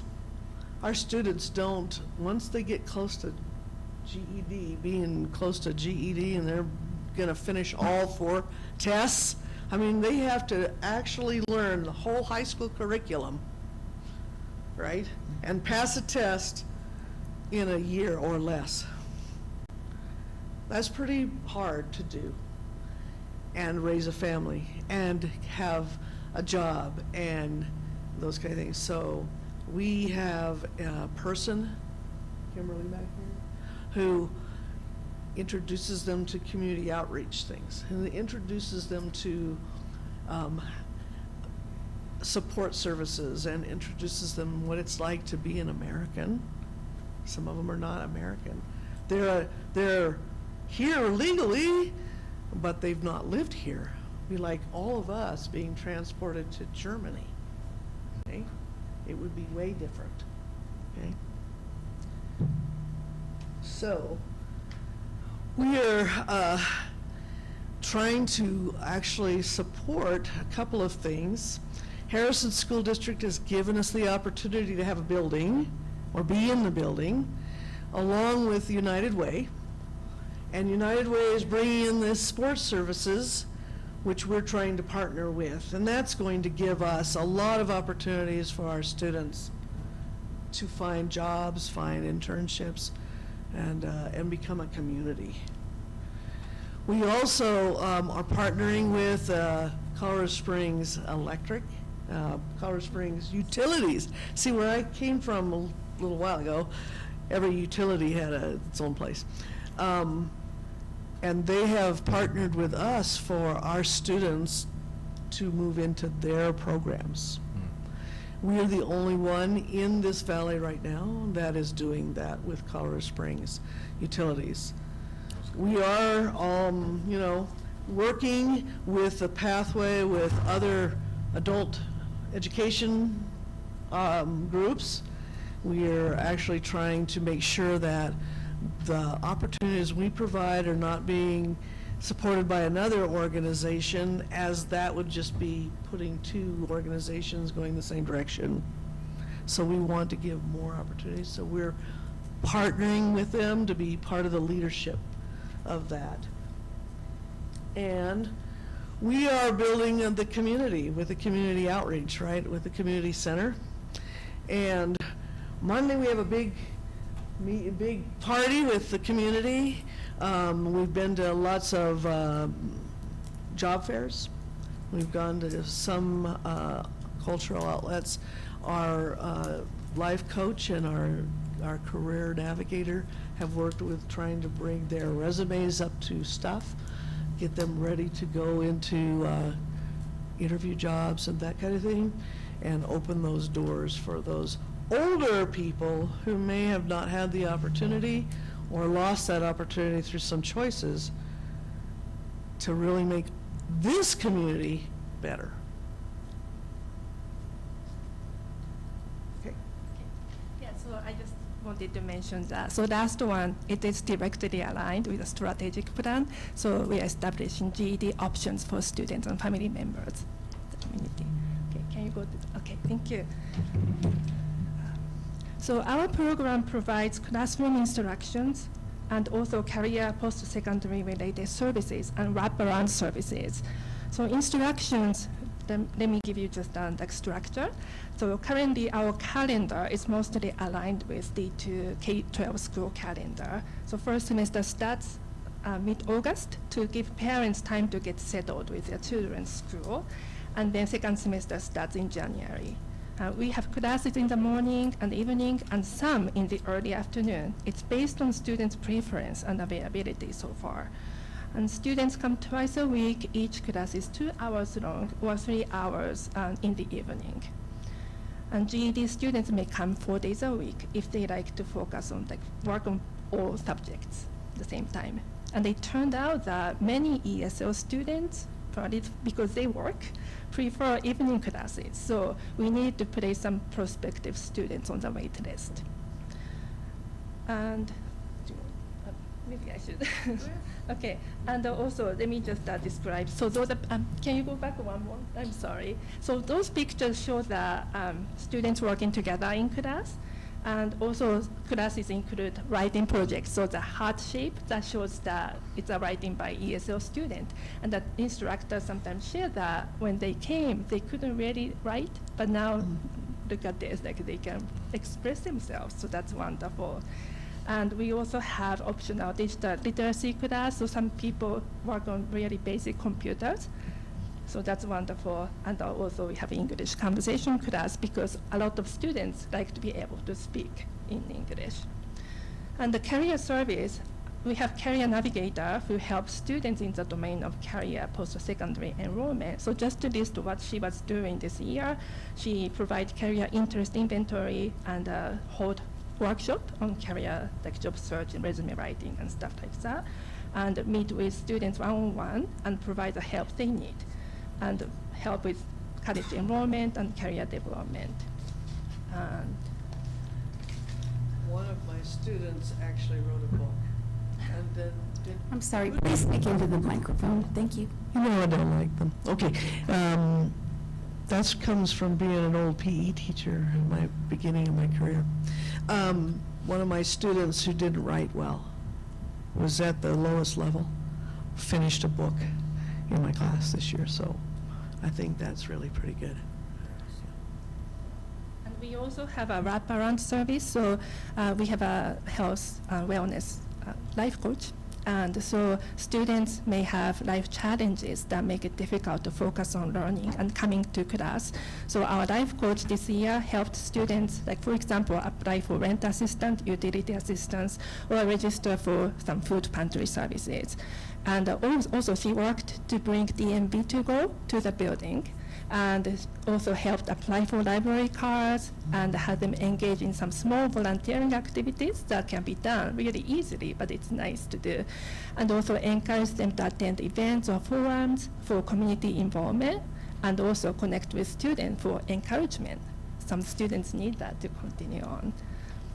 Okay. Next slide. Okay. See that? Yeah. Well, some of our strengths are that we have the community center, and it's going to be growing in the future. We have great staff, and we are hoping to keep our support from HD. I mean, you know, we really want to keep you with us, okay, because it is our community. Some of our challenges are that GED students and ESL students are usually our parents, and we don't have the child care that we need. And so one of the things we want to wanted to tell you is that we're hoping that the child care will come with our community center, and that will bring more people. A couple of other strengths that we have is we have the United Way that is also going to be helping us with some of the placement of some of our students in the college area as well, and in some of the service areas. And we've really talked about some of the partnerships, but I think it's going to explode as soon as this community center really takes on its shape. And we want to be there. We want our students, our parents, our adults, our students that haven't succeeded in our K-12 to really succeed. And that's about it. She's going to add that? Yeah, about the collaboration partnership that we haven't mentioned yet. So City of Colorado Springs approached us, and we had this Bridging the Digital Divide event in March. So we are one of 3 community programs that was invited in the Southeast region. And at the time, 20 students received laptops from Comcast. So that was great. So students met some criteria that we set. City trusted us to set the criteria, mostly great attendance and accomplishing something. So that was good, great partnership. We are hoping that the partnership will continue. Also, Colorado Springs, D11, adult education has been around for a long time, and we are approached to create a collaborative adult education partnership, including Library District, who also has an adult education program. So we are meeting quarterly now, so that we like to, or we collectively, we like to either offer or find pathways for students to go, so that we don't overlap our effort. So each program doesn't offer the same thing because it takes a lot of effort. So it is really great that we are collectively trying to work and make this city a better place.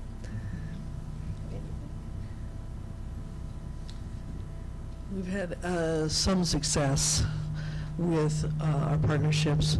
One of the pictures you saw we had was a young man who was shaking hands at a table, and it was at a fair, and he was able to get an interview right there and look at the Colorado Springs Energy Department.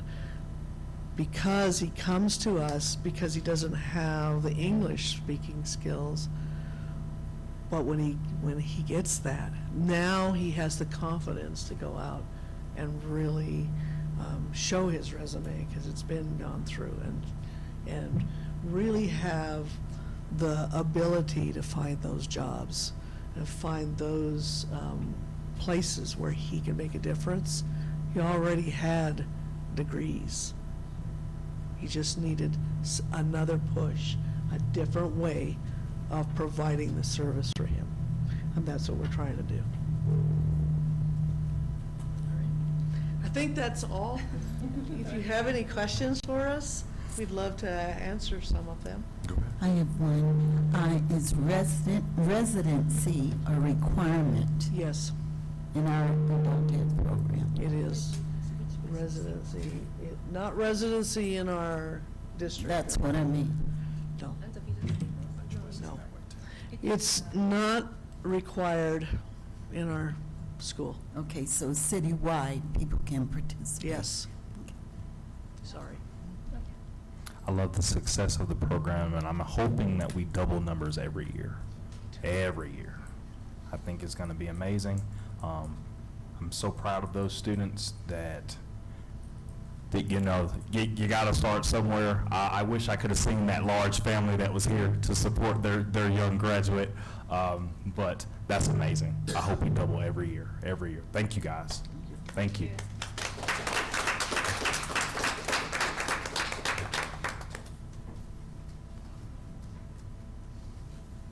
All right, moving right along to item number 9, board consent agenda.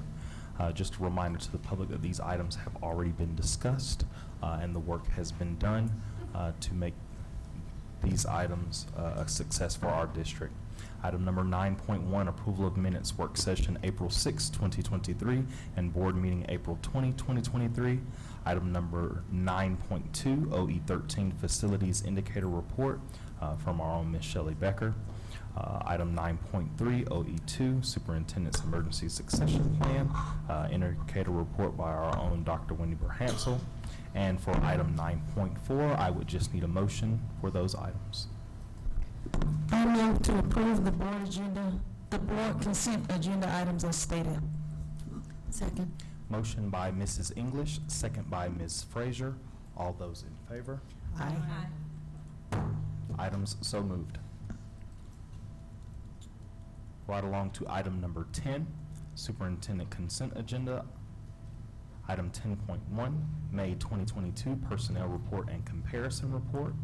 Item 10.2, oh, I'm sorry, I said 10.2 the first time. 10.1, May 2022 personnel report and comparison report. Item 10.2, March 2022 financial statements. Item 10.3, I would just need a motion to accept those items. Mr. President, I move to approve the superintendent consent agenda items as stated. Second. Motion by Mrs. Wills Hill, second by Ms. Frazier. All those in favor? Aye. Items so moved.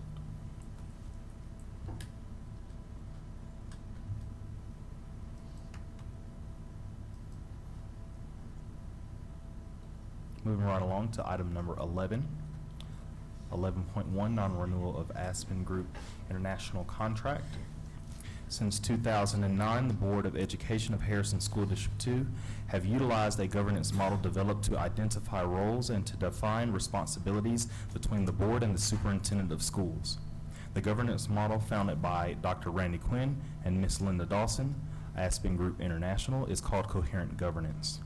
Coherent governance is a policy-based model comprised of 4 different but interrelated types of policies: governance culture, board superintendent relations, operational expectations, and results. For 14 years, Coherent Governance has allowed our boards to create policies that lead and guide our school district without involving ourselves in the day-to-day operations for which the superintendent is responsible. We recognize that Coherent Governance is an effective tool and that it has and will continue to be our guide to operating as one body and one unit. We will also continue to rely on our talents and expertise of Dr. Brahansel and her staff to accomplish the goals and objectives established. Thank you to Dr. Quinn and Ms. Dawson for guiding and monitoring our district's success under this coherent governance model these past 14 years. And for item 11.2, I would just need a motion. I move to approve the non-renewal of the Aspen contract. Second. Motion by Mrs. English, second by Ms. Frazier. All those in favor? Aye. Item so moved. Item number 12, monitoring board performance. Item 12.1, our annual work plan. I don't think we have any changes. Graduation is right around the corner. We're excited about that. Congratulations to Ms. Naija Ali. She has done phenomenal as our board rep from Sierra, and as you noticed today, we filled her seat with Mr. Misha. And so I'm expecting great things from both of you, from you in the future and from Misha as he sits on the dais for the next 2 years. So congratulations to both of you for your success on graduating and your success in filling this seat. And scholarships keep coming in, right? And they're pouring in, pouring in.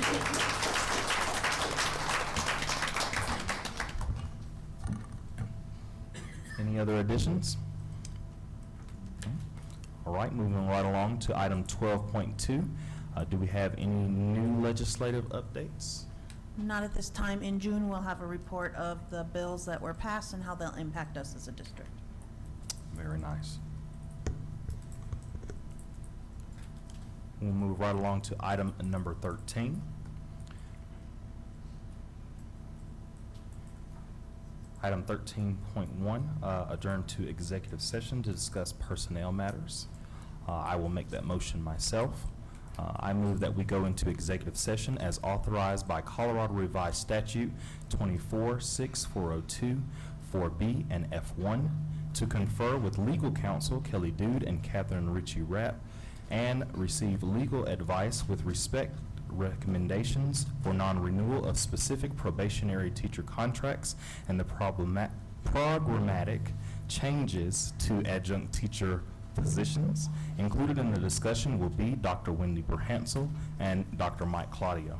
The following people will be attending said executive session: Representative Regina English, J.J. Frazier, Joyce Salazar, myself, Corey Williams, and Michelle Wills Hill. Time is now 8:08 p.m.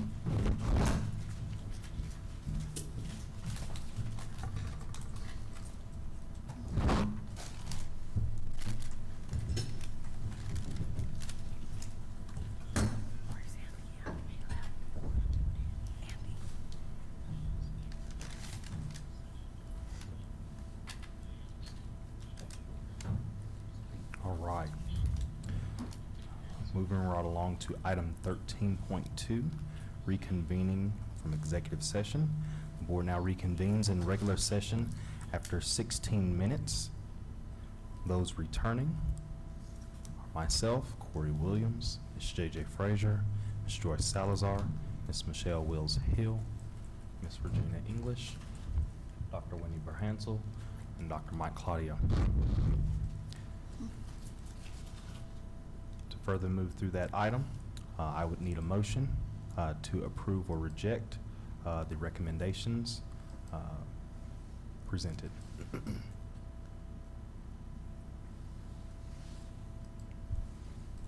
I will make that motion myself. I move to accept the recommended decision of superintendent with respect to the non-renewal of specific probationary teacher contracts and the programmatic changes to adjunct teacher positions.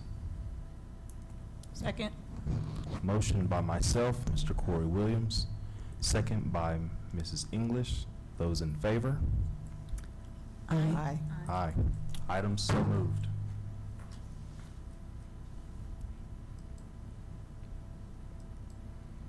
Moving along to item 14, to adjourn, and before we adjourn, I want to double back to a previous item that we spoke about this evening.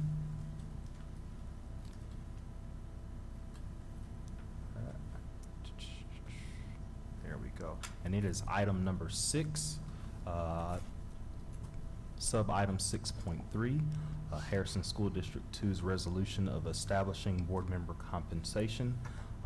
That resolution does not take effect until after the elections of this year in November 2023.